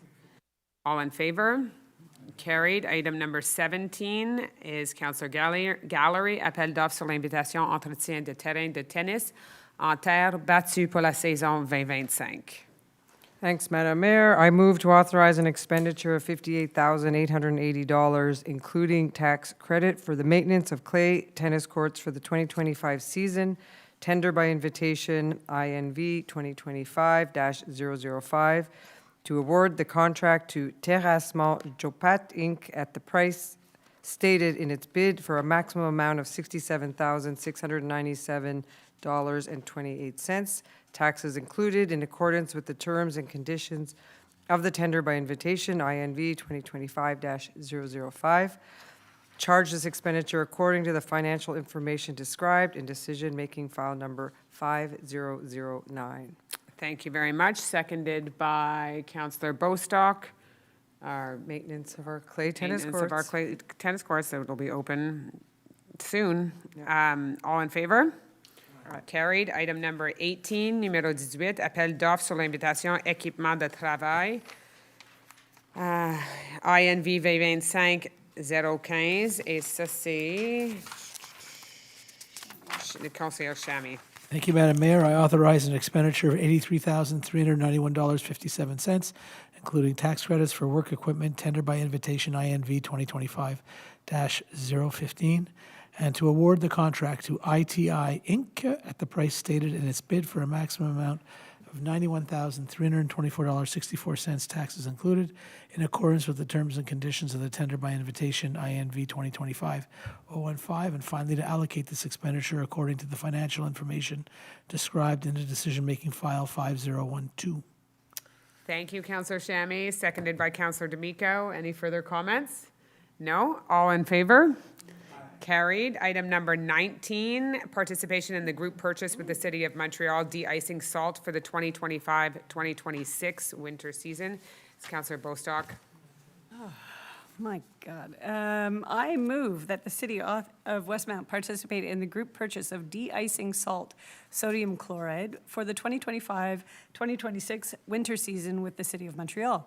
That the division head of purchasing be appointed to act as the city's representative in this call for tenders, and that the purchase of de-icing salt sodium chloride be conditional upon the allocation of the necessary funds by the municipal council in a subsequent resolution. Perfect, thank you. Seconded by Councillor Gallery. Pretty straightforward with our group purchases. Any further comments? All in favor? And item number 20 is again Councillor Bostock, and it's the renewal of a contract participation to the group purchase with the City of Montreal for bulk supply of fuels. We're getting organized. I move to authorize the renewal of the contract awarded to Suncor Energy, Inc. under the group purchase contract for the City of Montreal for the purchase of fuel, Resolution Number 2021-12-298, for a period of 12 months until December 31st, 2025. I move to authorize an expenditure in Whereas? Oh, sorry, go on. of $140,892, including tax credits, and an expenditure of $161,990.58, including taxes for the purchase of fuel in 2025. The whole in conformity with the contractual documents of the public tender PUB 2021-12-298, and to allocate this expenditure in accordance with the financial information included in the decision-making file number 5024. Thank you very much. A seconder on this will be Councillor Shammy. Any further comments? No. All right, all those in favor? Aye. Anyone opposed? Councillor Aronson, thank you. Item 21, call for public tenders, purchase of 1,000 meters of 500 MCM 3-conductor 15 kV XL PE cable, PUB 2025-014. Councillor Shammy. Thank you, Madam Mayor. I authorize an expenditure in the amount of $292,400, even, including tax credits, for the purchase of 1,000 meters. Sorry. Down, because the screen makes it look like you're Sleeping. Read with your hand down. Where was I? I would start again. Little vanity here, so. Okay. I authorize an expenditure, Madam Mayor, in the amount of $292,400, including tax credits, for the purchase of 1,000 meters of 500 MCM 3-conductor 15 kV XLPE cable, public tender 2025-014, to award to Lumen a division of Sunpar Canada Inc. the contract for this purpose at its bid price for a maximum amount of $336,867.55, including taxes, the whole in conformity with the contractual documents of public tender PUB 2025-014, and finally to allocate this expenditure in accordance with the financial information included, in the decision-making file number 5025. Merci beaucoup. Seconded by Councillor D'Amico. All in favor? Carried. Hang on one second. He's not feeling well. I'll give it to you. Seconded by Councillor D'Amico. All in favor? Item 21 is also Councillor Shammy, which is, 22, contract supply of electrical products, ABB Group, and that is Councillor Shammy. Thank you, Madam Mayor. I move that a purchase order be issued for the purchase of electrical supplies from Group ABB, and to authorize an expenditure of $61,357.50, including tax credits, for a maximum amount of $70,545.79. Taxes included for this purchase order in accordance with the financial information described in decision-making file number 5034. Thank you very much. Seconded by Councillor D'Amico. No further comments? All right, all in favor? Aye. Carried. And excuse myself. Okay, thank you. We are now moving into urban planning. Item number 23, la décision de recommandation défavorable du CCU 25-0205 pour l'eau 1583281, c'est Councillor Pearce, celui-là. Merci, Madame la Mairesse. I will read the whereases. Whereas the minutes of the regular meeting of the Planning Advisory Committee, the PAC, held on February 11th and 13th of 2025 were submitted to the Municipal Council at the meeting of March 17th of 2025. Whereas the primary role of PAC is to analyze and issue recommendations on any application that must be submitted to it under the Act respecting land use planning and development, CQLR, Chapter A-19.1, as well as any other urban planning and land use application referred to it by the Municipal Council. Whereas an application was submitted by the applicant under bylaw 1305 on site planning and architectural integration programs, SPAIP, whereas the said application does not meet the objectives and criteria of said bylaw 1305, whereas the PAC issued an unfavorable opinion regarding the said application as stated in the minutes of its regular meeting held on February 11th and 13th of 2025 under item CCU 25-02.05 of the agenda of the said meeting. Whereas under said bylaw 1305, the Municipal Council must render a decision by resolution on the committee's opinion. I propose that the Municipal Council uphold the unfavorable opinion of the Planning Advisory Committee, the PAC, as stated in the minutes of its regular meeting held on February 11th and 13th of 2025 under item CCU 25-02.05 of the agenda of the said meeting, and refuse the site planning and architectural integration conditions for the issuance of a permit based on the plans and documents submitted as part of permit application 2024-00862-SPAIP 2024-03212 for the development of a vehicular access on a vacant lot.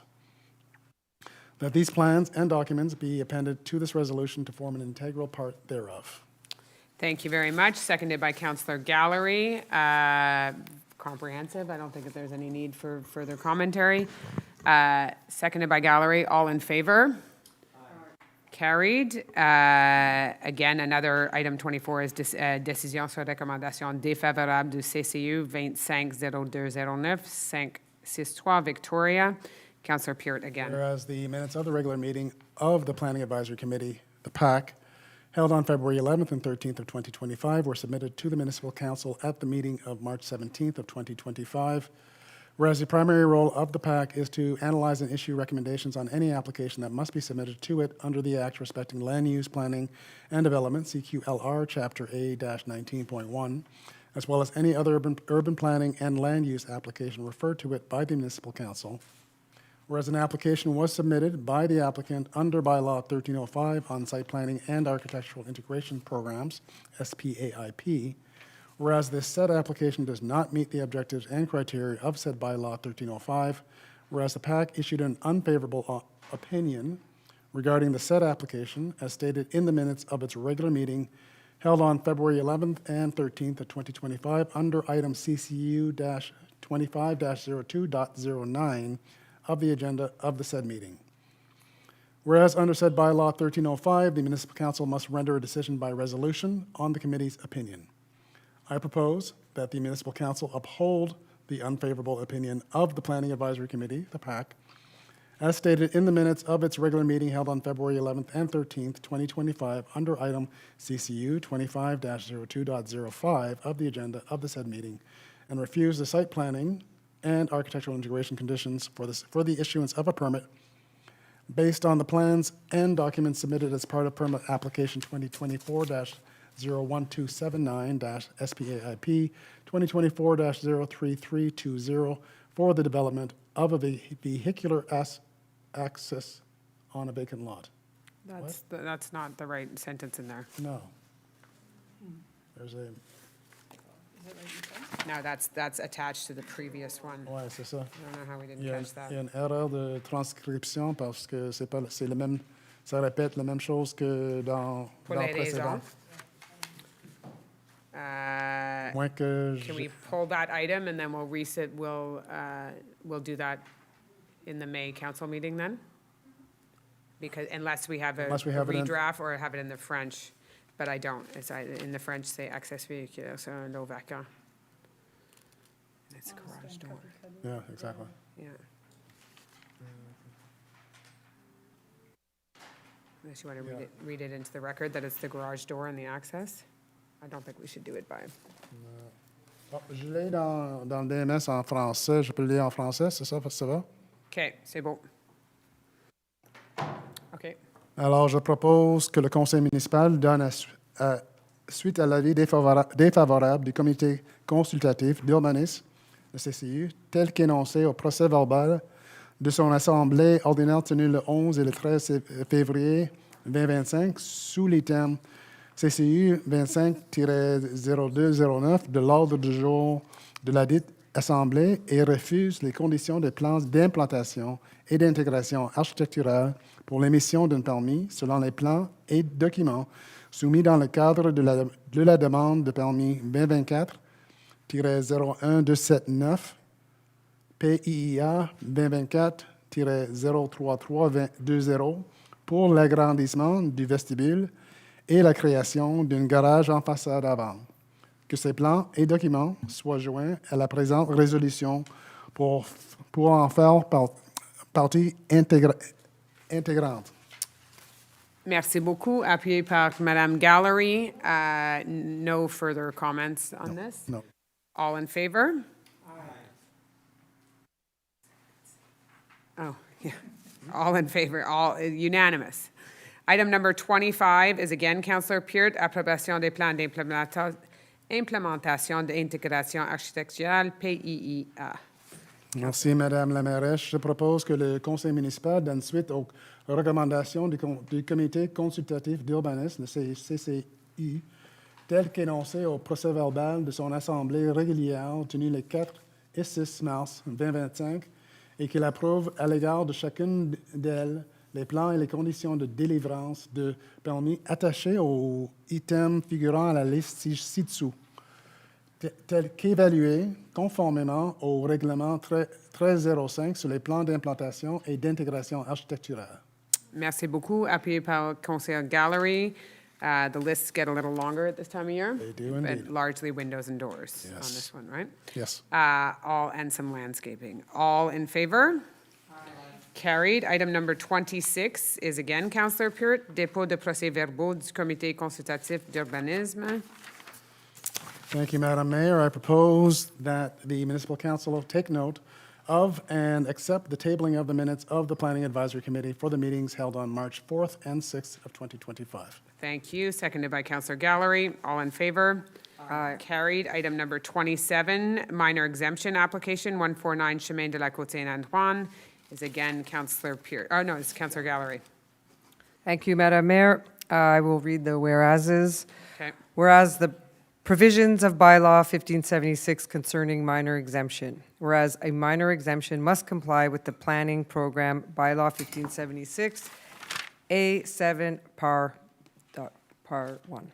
Whereas the exemption is minor in quantitative terms, in terms of environmental impact and architectural terms, bylaw 1576 A7 part 2.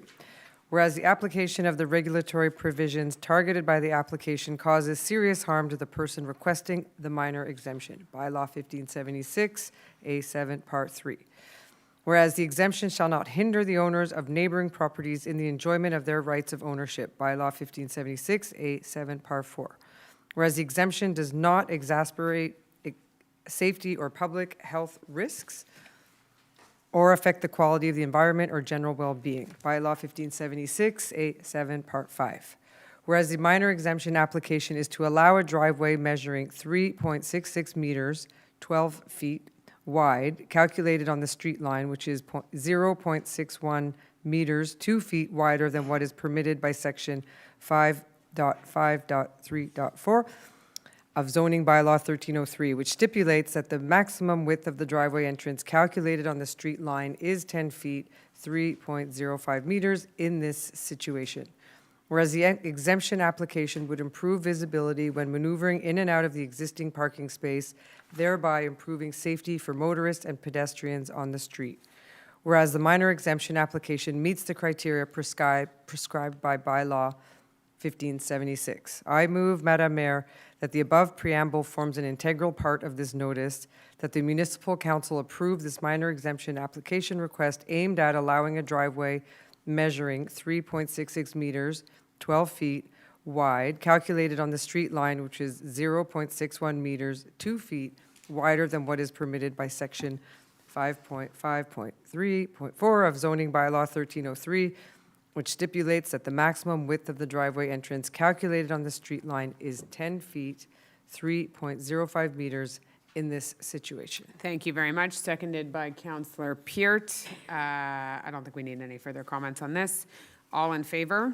Aye. Carried. Item number 28, la réglementation, adoption règlement 1631 modifiant le règlement 1516 visant à fixer les modalités de publication de certains avis publics. Et celui-là, c'est M. Chamin. Oui, toutes les formalités requises pour la dispense de lecture du règlement ont été respectées et les copies du règlement ont été mises à la disposition des membres du conseil municipal et du public. Merci beaucoup. Est-ce que je peux avoir la déclaration de la part de chaque membre du conseil à l'effet qu'il ou elle a lu le projet de règlement et que la lecture de celui-ci est dispensée? So declared. Merci beaucoup. Councillor Chamin, you'll read Thank you, the Madam object of the Mayor. bylaw. Yep, so the purpose, Madam Mayor, of bylaw 1631 is to amend bylaw 1516, which establishes the terms for publishing certain public notices to update the legal conditions for their publication. Since the notice of motion for the bylaw was presented March 17th, 2024, bylaw 1631 has been amended now to modify bylaw 1516.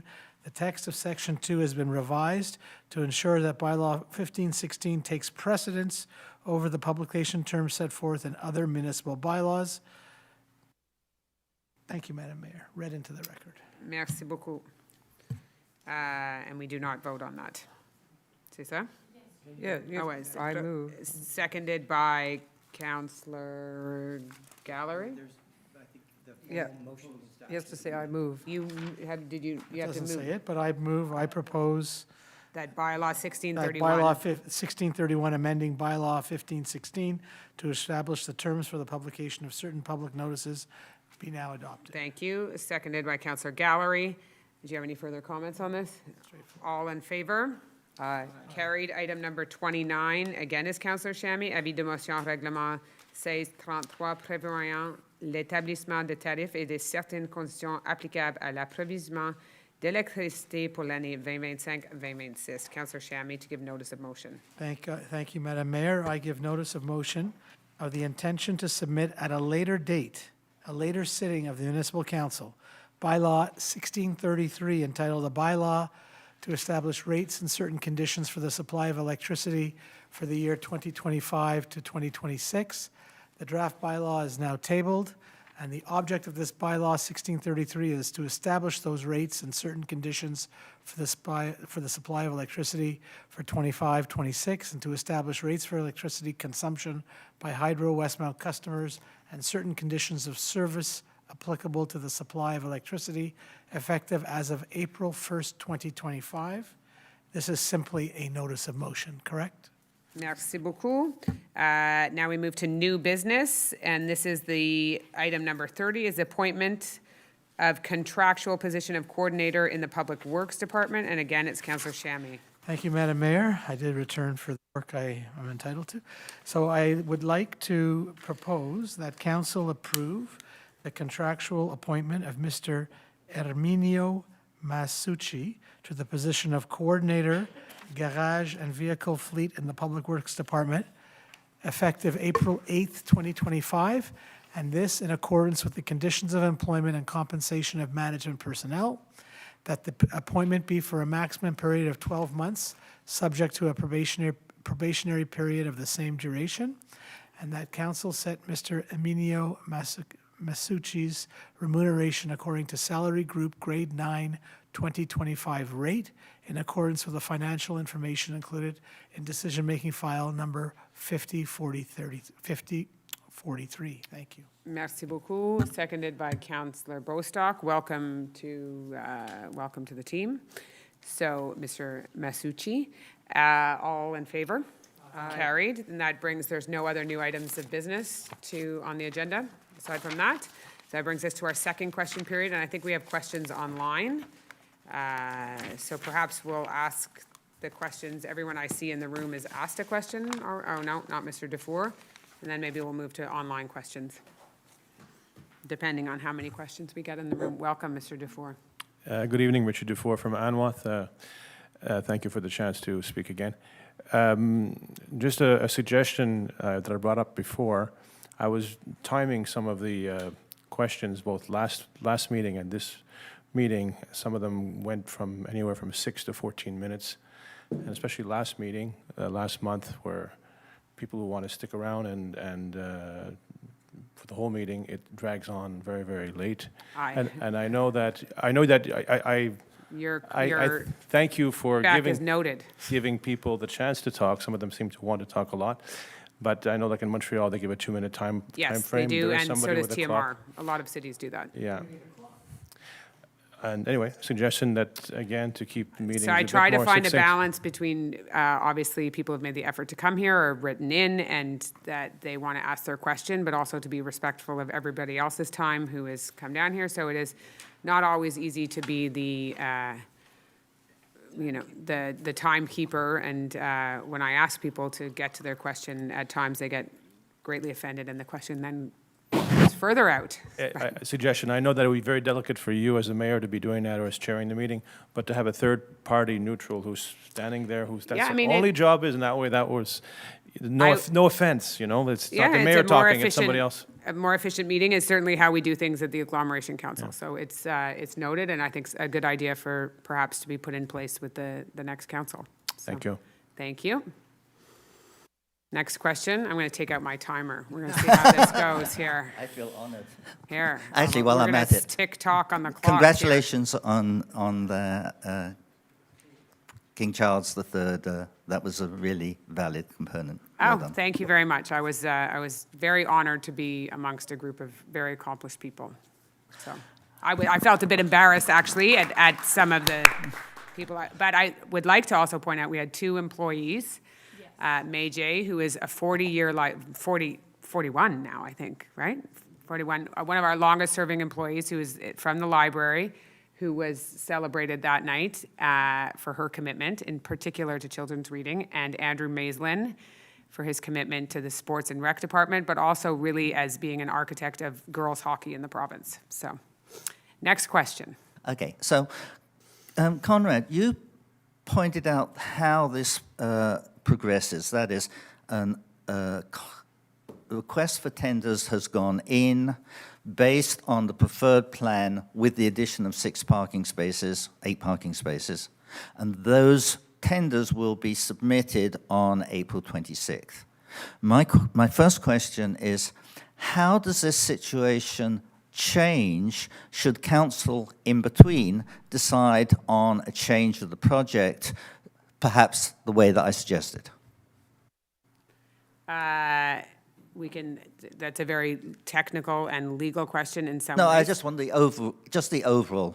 Like, what happens if... What happens if you, in between, decide that you're not going to go for that project per se, you're going to go, let's say, for my project, which is resurfacing and taking care of the flooding at Lorraine. So you could wait to have the tenders come in. Yes. You could cancel the call for tenders and look at different options.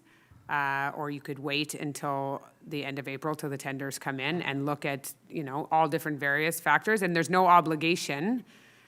We put a call out for tenders, and we've had this in the past too, where if something is way beyond the expected budget, and some cities have almost like a cap where if it is above the budget, it's an automatic no. Other cities have a bit more flexibility, so we can also look at that. Okay. And then it's only awarded when council awards the contract. Which occurs in a council meeting. Which occurs in public, yes, in a council meeting. If I could just add, and maybe I'm anticipating... In the microphone.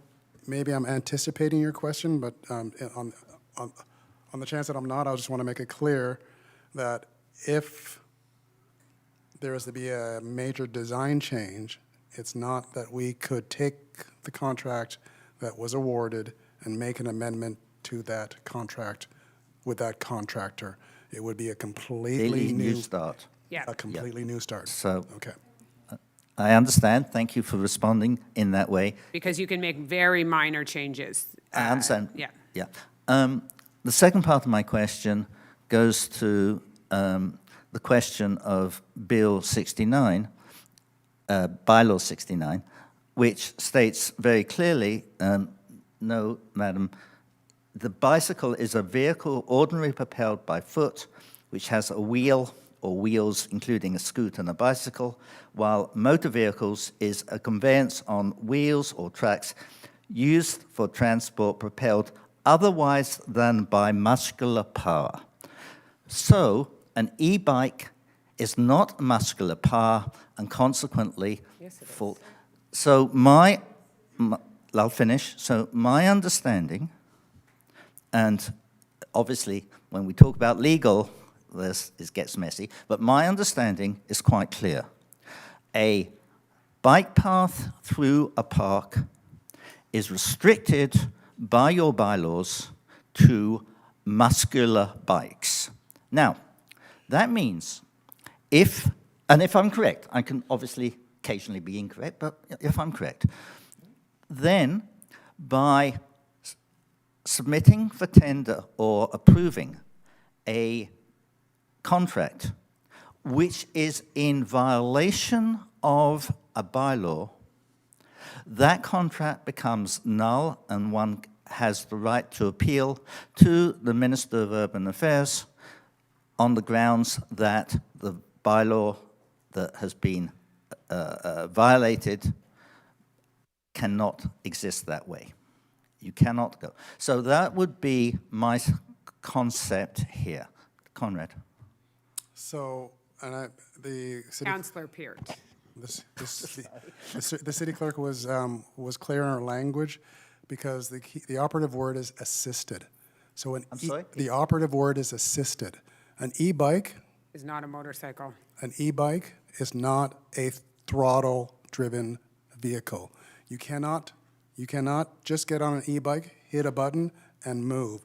You need to pedal, and so that the motor augments your manual effort. And where does the assisted come into Bill 69, Bylaw 69? I didn't see it. I think Councillor Aronson's going to answer this, and then we're going to move on, because we can give you a legal The answer. entire matter on this. turned on the word ordinarily.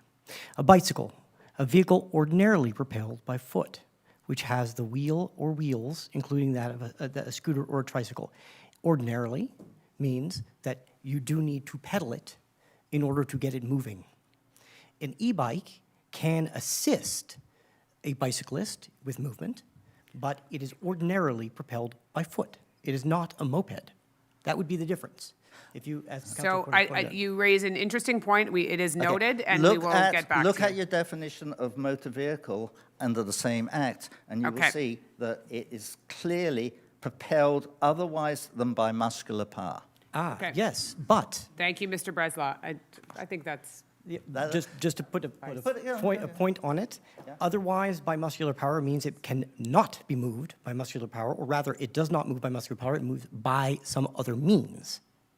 So a bicycle Okay, that I has think- a boost on it is something propelled by foot that can use an electric assistant, but cannot move without being pedaled. Anyway, I think we've spent Okay, enough time. thank you for your comments. We did clear this, didn't we? Next question, please. Good evening, Madam Mayor and Council. John Fretz, 473 Lansdowne. I just want to say I'm ecstatic with the news about Summit Woods, that we're going to be doing replanting and that we're working with Les Amis, such a wonderful organization, something we've always wanted. I just want to say that Les Amis often works with their volunteers who are almost autonomous. They've had experience. So if they are working with volunteers, it'd be great if we can integrate some of our own people who would love to be doing that work. I just wanted to point that out. And the other thing, which in regards to the important point that Councillor D'Amico brought up, I notice a slight profusion now of sling balls, or more than there used to be, which is really annoying, and they are in contravention of the stipulation that says dogs off leash must be controlled by their owners and remain on main pathways. Well, the balls go bounce, bounce, and then they're over there where the plants are and all the other stuff. So if you don't have a policy regarding sling balls, I would ask you to review it, please. Okay, thank you. Your suggestion is noted. Next question. Hey, Jessica Winton. I have two very quick questions. One is, when are the sidewalks cleaned as a part of spring cleaning? So we had an update on that. We had a Summit Woods update tonight, and we had a cleaning update tonight from our Public Works team. That began last week. Okay. And it really is like full force now, and Okay. we will see snow tomorrow. So it's sort of the sidewalks will have to be whatever, salted, sanded again in all likelihood tomorrow, but it is ongoing. So we have a team cleaning sidewalks and streets right now. Okay.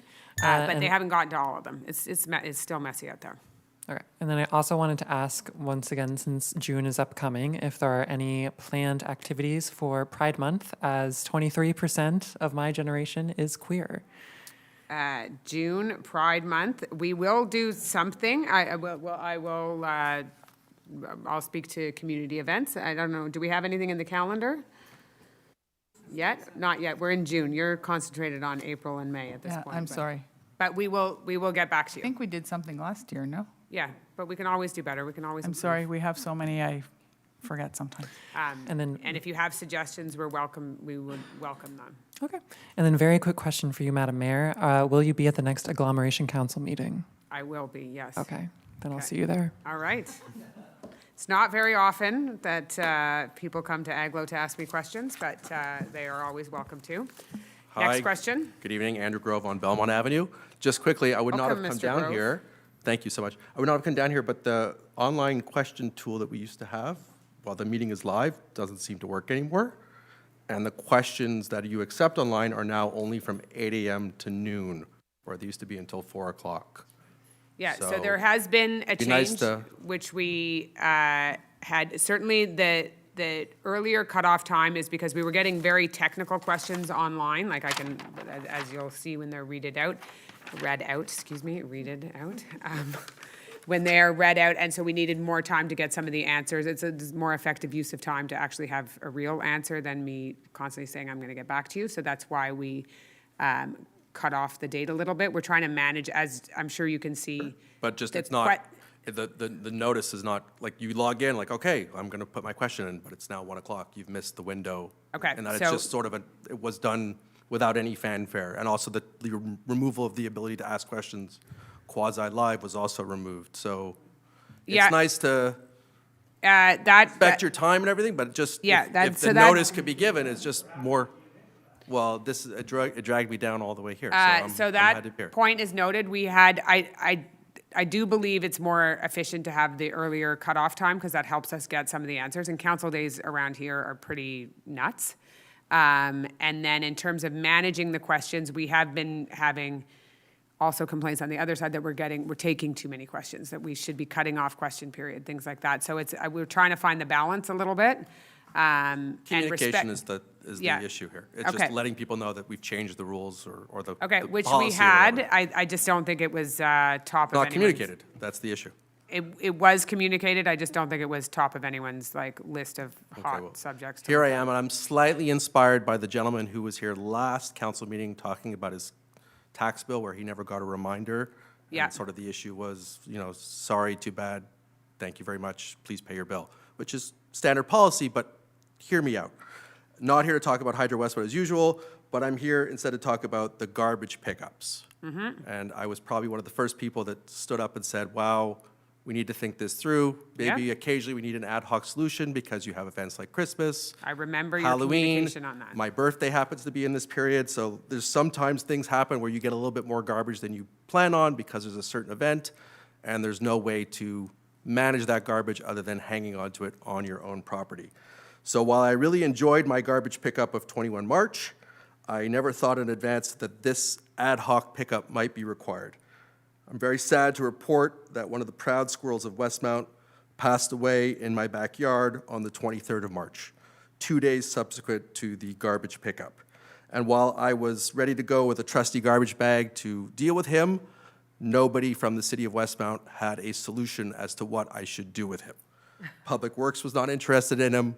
Public Security suggested had he died a few feet closer to the road, perhaps they would have been able to make an exception. But other than that, there was no possible solution. The only should have answer given you a that was given is that I should hang on to him until the 3rd of April pickup, which was the next one on the list. So keeping in mind that the 2nd of April, it was 18 degrees that day, is this really what the city of Westmount wants citizens to do? Store squirrel corpse for approximately 12 days in the warm sun? Squirrel gate. Squirrel gate. Now, yes, I am being a little tongue-in-cheek here, I'm being a little bit funny, but as a small city, how do we not have ad hoc solutions to small problems? When a citizen calls and says, I have a dead squirrel, garbage is not for 12 days, what do you want me to do with it? The answer is nothing. I'm sorry that you got that response. I mean, honestly, what I would have done is I would have put it out on the street and it gets picked up by Public Works. But that would be illegal dumping of garbage, which I would not really want to do. I'm not and running I'm not again, admitting that so that's what I did. My advice to but you is I'm to just chuck the saying- squirrel in the street. But it's more of I'm asking more of a general question. I call with this Yes. issue. I don't know what the squirrel died of. For all I know, it had could have had- rabies or yeah. something not great that I don't want on my property. I want it to be gone from my life. And as a small, I understand if we had 3 million citizens and everyone calling every day with problems, but we're 8,000 households, I think at most. a little bit more. A little bit more. But we are less than 20,000 residents, and you're right, there should be a common sense solution for that. And typically at Public Works, that's what you would get, is a common sense solution. I don't know the whole story behind that. It was a Sunday, I will say that, 2 days subsequent to the Friday pickup. I think it goes back to the vision that all of council has, and if you know our directors as well, that they share it, of a service-oriented, that they want to be service-oriented, and that they want to find solutions like this. In particular to like the squirrel. I don't know, maybe the trucks were somewhere else, maybe they're, I can't, sometimes it's hard for me to like, so for the last. That's why it's a general question, Mayor Smith, like why, as a small city, we don't have simple solutions to small problems. So I think if you permit me just one other tiny example, I have a permitted Westmount W sticker on the back of my car. You guys don't send notices anymore to remind citizens that those stickers are expiring, unless had you happened to subscribe to the e-newsletter thing the last time you signed up. Sure enough, my darling wife got a $92 parking ticket because the sticker was expired. And the answer back when I called public security saying, hey, can you give me a break? We don't give breaks anymore. We don't send reminders. We don't do this. Why as a small city, we can't have a little bit more, you're right, we should do better. And I'm guilty, I paid the ticket, but. Yeah, I mean, we have reminders about certain things that, like, there's always another side to the story, right? So it's in terms of other people that have come to complain saying, why was this given my answer? Well, there was 40 answers before that answer ended up that way. All that to be said, it's difficult to run a city sometimes on exceptions, and we have to adhere to rules at times. So if you get a parking ticket, you got to pay the parking ticket. I can't waive the parking ticket. But I hear what you're saying, and that we have all sorts of online capabilities that we're shifting. Also, our parking system is going to change in terms of our stickers, that we could look at having electronic reminders instead of spending money mailing out letters, because everybody gets their reminder by email. And it is a good suggestion, and we can, I think the suggestion in general is more, we love you, I love living here, but sometimes I don't feel the love back from the city. We love you So I would all. love to be loved a little bit more. All right, well, I Thank think you. that it's a good suggestion in terms of a good reminder that if we can find a possible solution sometimes, then we need to find that solution, and we can't always. And sometimes we just have to say no, right? So sometimes if you've not paid your fine, there's all sorts of things. Yeah, And but we I have to think be a I've given rule-based two system, right? Tiny examples where it would be nice to feel the Yeah. community Mayor Smith? that our neighbors have. Like if I called my neighbor and said, I have a dead squirrel, can you help me? He'd be out right away helping me. But I call the city and say, I have a dead squirrel, can you help me? We can't help And you. I don't know what the circumstances are. I can assure you that most of the the workers at Public Works would have happily scooped up that squirrel, and like, it's just. Had he died close to the road, yes, but he was in my Okay. backyard. All right. Anyway, we say a prayer. Thank All you so right. much. Next question. Oh, Madame Roux, je m'excuse. Pas de problème. I just wanted to tell Ms. Winton, so there will be a movie at Victoria Hall on June 9th with refreshments served. I don't yet have the hour or the title, but yes, we are doing something. A movie's going to be shown on the 10th. Thank you. Thanks. Next question. Good evening, Kirk Polimenakos. This Welcome. more on a, thank you. This more on a personal level. About 2 years ago, I leveraged my house because I took some money and bought some units in Greece. When it came time to pay the taxes, which were last year, I was put on a list to pay the taxes, otherwise my house would be sold at auction or whatever it is. I received the notice, I paid the same day. 2 weeks later, I called back because someone told me I was at an event somewhere, and they said, Kirk, your house is still on the list. I called back the city, and they said to me, oh, you haven't paid the second portion. So I paid the second portion. That's back in November. In January, in December, I started to renew my mortgage with my bank. In January, I had to go to Greece. I came back. In March, I again had to go back. Then in March, my mortgage was ready to be renewed, and the bank told me there's a lien on your home. I called, I think it was Mr. Claude Ladouceur. Would you be Mr. Claude Ladouceur? No. I've also sent an email to. So I'm trying to track now, there's this lien or two liens sitting on my home since December. Now, I got different emails. The last one I got was 2 days ago telling me it's going to take another 30 days to clean this up. Now, the bank is pushing me. They want to go to the notary to clean this up. Is it normal that a lien takes 6 months? Or I can't, I'm not going to speak specifically to this issue or this, your tax issue there, but I would encourage you to speak to Monsieur de la Douceur is the right person to. Je peux Madame répondre Lagrafière va. Exactement, parce que ça touche mon service également. En fait, sur les propriétés là, qui étaient sur les listes, il y a eu des préavis de vente qui ont été publiés, effectivement. Et la radiation de ces avis-là prend plus de temps qu'on aimerait, là, bien honnêtement, parce qu'il y a des délais importants, notamment au registre foncier, sur lesquels on n'a absolument aucun contrôle, malheureusement. Présentement, les délais de traitement sont à un mois et demi. On a déjà envoyé les avis là, dès début janvier pour faire la radiation. Malheureusement, notre radiation n'a pas été acceptée, donc on a dû refaire le processus. C'est une question de technicalité, là. Je vous épargne les détails. Mais tout ça pour dire que les radiations, le processus de radiation est bien entamé. On attend les délais du registre foncier, qui est l'organisme là, vraiment qui chapeaute tout l'index aux immeubles. Cela dit, comme je crois que ça vous a été communiqué, puis pour d'autres personnes qui seraient dans cette situation-là, il n'est pas rare qu'on a des banques ou des notaires qui communiquent avec nous pour confirmer l'information. Puis, à ce moment-là, on fait juste leur assurer, en fait, qu'il n'y aura pas de vente, que c'est dans le processus d'être radié et, généralement, il n'y a pas de problème, que ce soit avec les notaires ou les banques. Donc, si c'est votre cas à vous ou à quelqu'un d'autre là, qui nous regarde ce soir, je vais vous inviter à communiquer là, avec le service du greffe, puis on va pouvoir communiquer avec votre notaire, votre banque, peu importe. Merci. It's because my notary says they can take care of this. So I can't Yes, speak okay. to this issue specifically, but I was wondering why we're getting into 6 months, and I keep on getting notices from the city telling me it's going to take another 30 days and another 30 days, and I just keep wondering what's going on.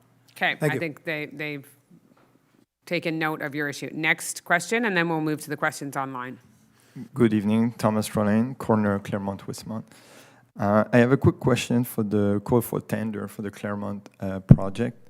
So I'm actually quite surprised to hear that the call for tenders was issued before the councillors had even access to the comments made by the residents.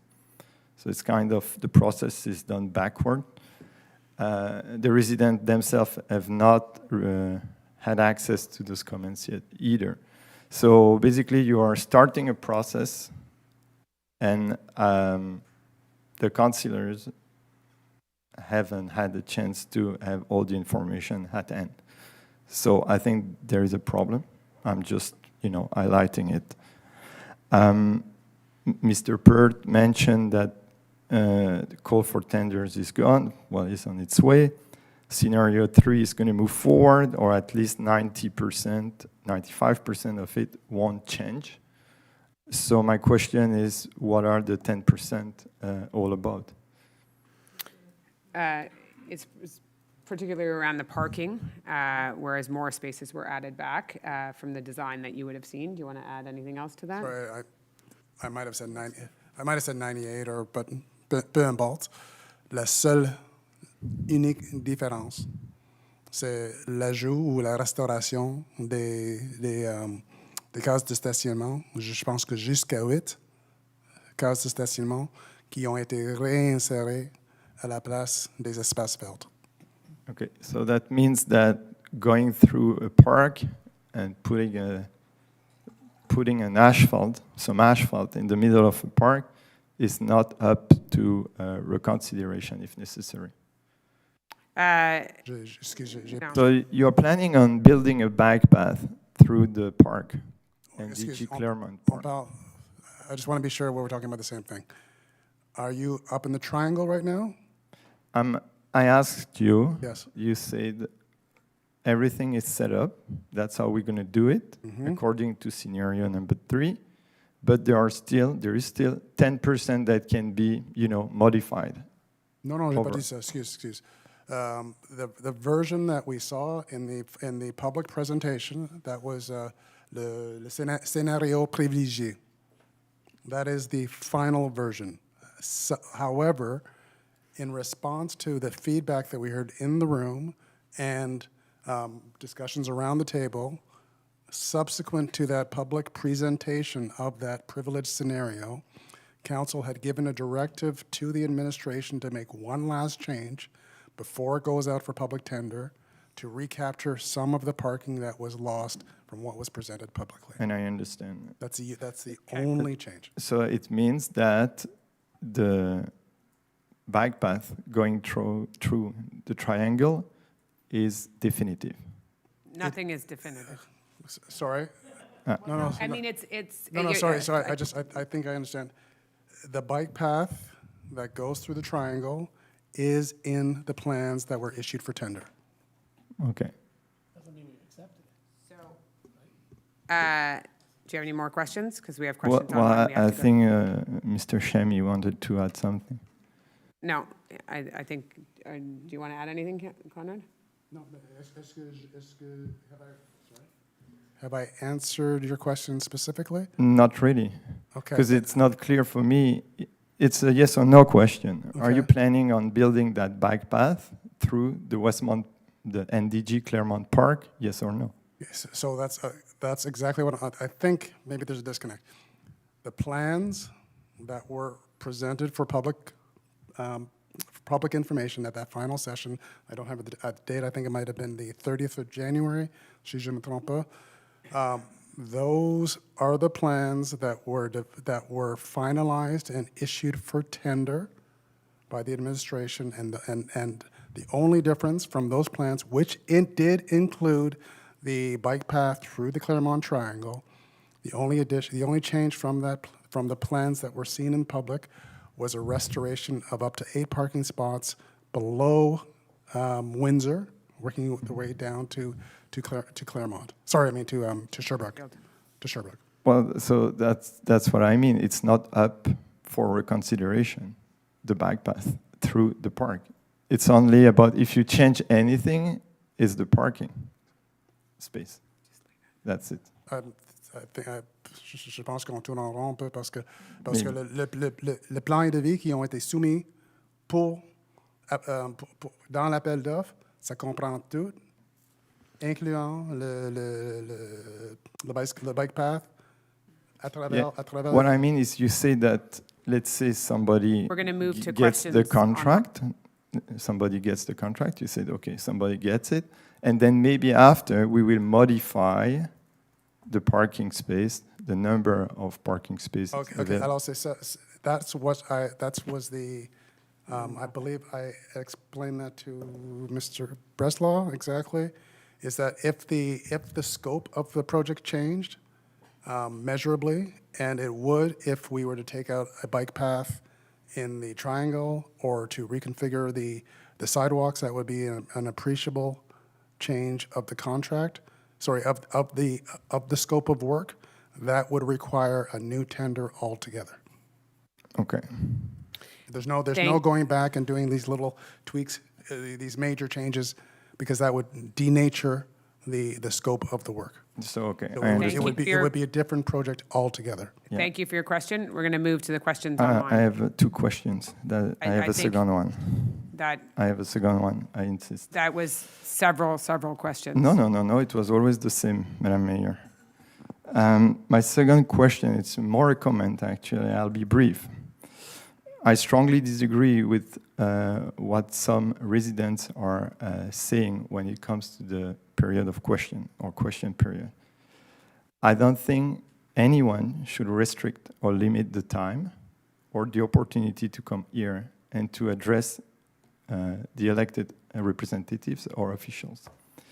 And in that regard, let me tell you that you've already restricted or limited the ability for the residents to come here, because you moved from a city council meeting occurrence that was 2 per month to once per month. So by doing so, you have already restricted or limited the ability of the residents to come and ask questions. Thank you. So I'm gonna comment on that one. The second council meeting, by law, every council, there's no other cities do these double council meetings in a month. The way Westmount's urban planning, the PAC, was set up for a few years, it's a little bit different now. It is actually different now, is that they had 2 meetings a month. So they had shorter agendas and they had 2 meetings a month. So in a response to submitting or giving out the permits as quickly as possible, on the mid-month meeting of the General Committee, we had a council meeting where it was a special council meeting every month. This is how it began.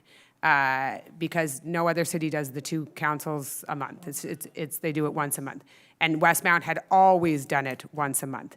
We started to try and get, deal with the complaints of I didn't get my permit fast enough, so we had 1 item on the agenda for a special council meeting for a couple years. And then slowly, and especially in COVID, it morphed into let's put more on the agenda. But it is not an efficient way for the administration to build what is a very, very lengthy process to build the public agenda and all of the documents and the tender documents that go into it. So a more efficient use of time, and it tended to be council meetings that were, I don't think there was anything pressing. We're very, very accessible in terms of being throughout the month. And so we shifted that. So if you would prefer to have 2 council meetings a month, then that's certainly something that can be raised with the next council. But it's very difficult for the administration to manage that agenda. And we are also one of the only cities that has 2 question periods. So you have a question period typically at the beginning of a council meeting, and then you go through all of the agenda, and we have a second question period. We also have shifted to a hybrid version of questions online. Many cities also don't do this, where we have tried to truly be accessible. So I take a bit of an issue. I have a responsibility to make sure that the administration is doing their jobs and being productive, and how we can have the most efficient council meeting. So it is, I think there's probably lots of people that would like, in the audience included, that would be okay with the council meeting wrapping up after 2.5 hours, 3 hours. We've seen this in the past couple months where the council meetings have been very, very long. But we always try and take every question that is asked of us in a respectful manner, and we are fully accessible the rest of the month in between those times. But I just want to give you a little bit of history of why the second council meeting ever existed, was solely to pass the permits that were twice a month, and now the PAC can only generate those permits once a month because of the setup of the meetings. They line up to, if I had a second meeting, I wouldn't have any in 2 weeks. I don't have any permits to pass. If I can, So, Madam Mayor? I just wanted to clarify the history of those meetings. Can I comment? Sure. To Monsieur Rollin, who I have a lot of respect for, I really think our mayor really stewards the questions extremely well. I've sat here for 3 hours where she listens to the questions, accepts comments, constructive criticism in a transparent, open way. We're not perfect, but we have respect, integrity, et bonne volonté. So I really think the mayor stewards these public meetings. We went through COVID, we brought in hybrid, we brought in technology, Hollywood Squares, whatever you want to call it. We're trying. The gentleman behind you, Mr. Grove, who I have a lot of respect for as well, he commented about not being able to carry on from his home office as beautiful as before, and he has constructive criticism. We're going to try to improve, but with great respect, the mayor stewards these meetings. Yeah, so now we need to move to the online questions. Just I would Oh, like I to meant we are gonna precise move something. to- I no, would sorry. like to clarify what I said, and I'm sorry you seem to have taken it very personal. How many questions do we have and online? I don't think it's right to do so. I Okay. think it's a mistake. Thank you for your because comments. my comment was not to say that the city council and the mayor was not doing his job. It was to say that I was opposing to the suggestion of some residents who wanted to limit this. Okay, thank you. Next question. Yes, first Online. online question from Linda Dim. Oui. I read that Mountain Avenue is going to be completely redone next year. I want to make sure that this project includes the burying of the electrical cables. Mountain Avenue is one of the very rare streets in Westmount where the wires are visible from the street, and it's not fair for people living in the neighborhood. This needs to be fixed. Thank you very much. So thank you, you are right, it is one of the streets that still has the poles there, and they're on people's front lawns. And we did hear back from engineering and the person who is responsible for managing this project. They met with Hydro already on this, and they've met all the different services as well. And they're putting in a plan in place to try and make this request a reality, because it's been an occurring request and it's a very reasonable request. So they are going to look at all the factors in that. Obviously, cost, feasibility, all of that will be put into place, and they'll have a better idea of that in the coming months, and they will communicate that to the residents on Mountain. Thank you. Next Thank you. question from Leslie Ann James. This city is giving a hard time to citizens who want to have black windows. Yet, I noticed that while walking in Upper Westmount, that the staff do a number of stop signs on Lexington Avenue are black, whereas the standard color of the city is green. Why not apply the city the same standards as it imposed on its citizens? So I don't have an answer to this question. Do you? I didn't see that. I don't have it there. Do you? Can you pull it up? Absolutely. I think it is a one-off on that, but So- I will let Councillor Peard answer. It's quite a simple and a straightforward answer. There's a back order on paint. So there is a color, a standard color for our Westmount green. It's got a number RAL 7003, and it's on back order. It has a minimum ordering requirements, and so when that paint comes in, then we paint the poles. Okay, thank you. Next question.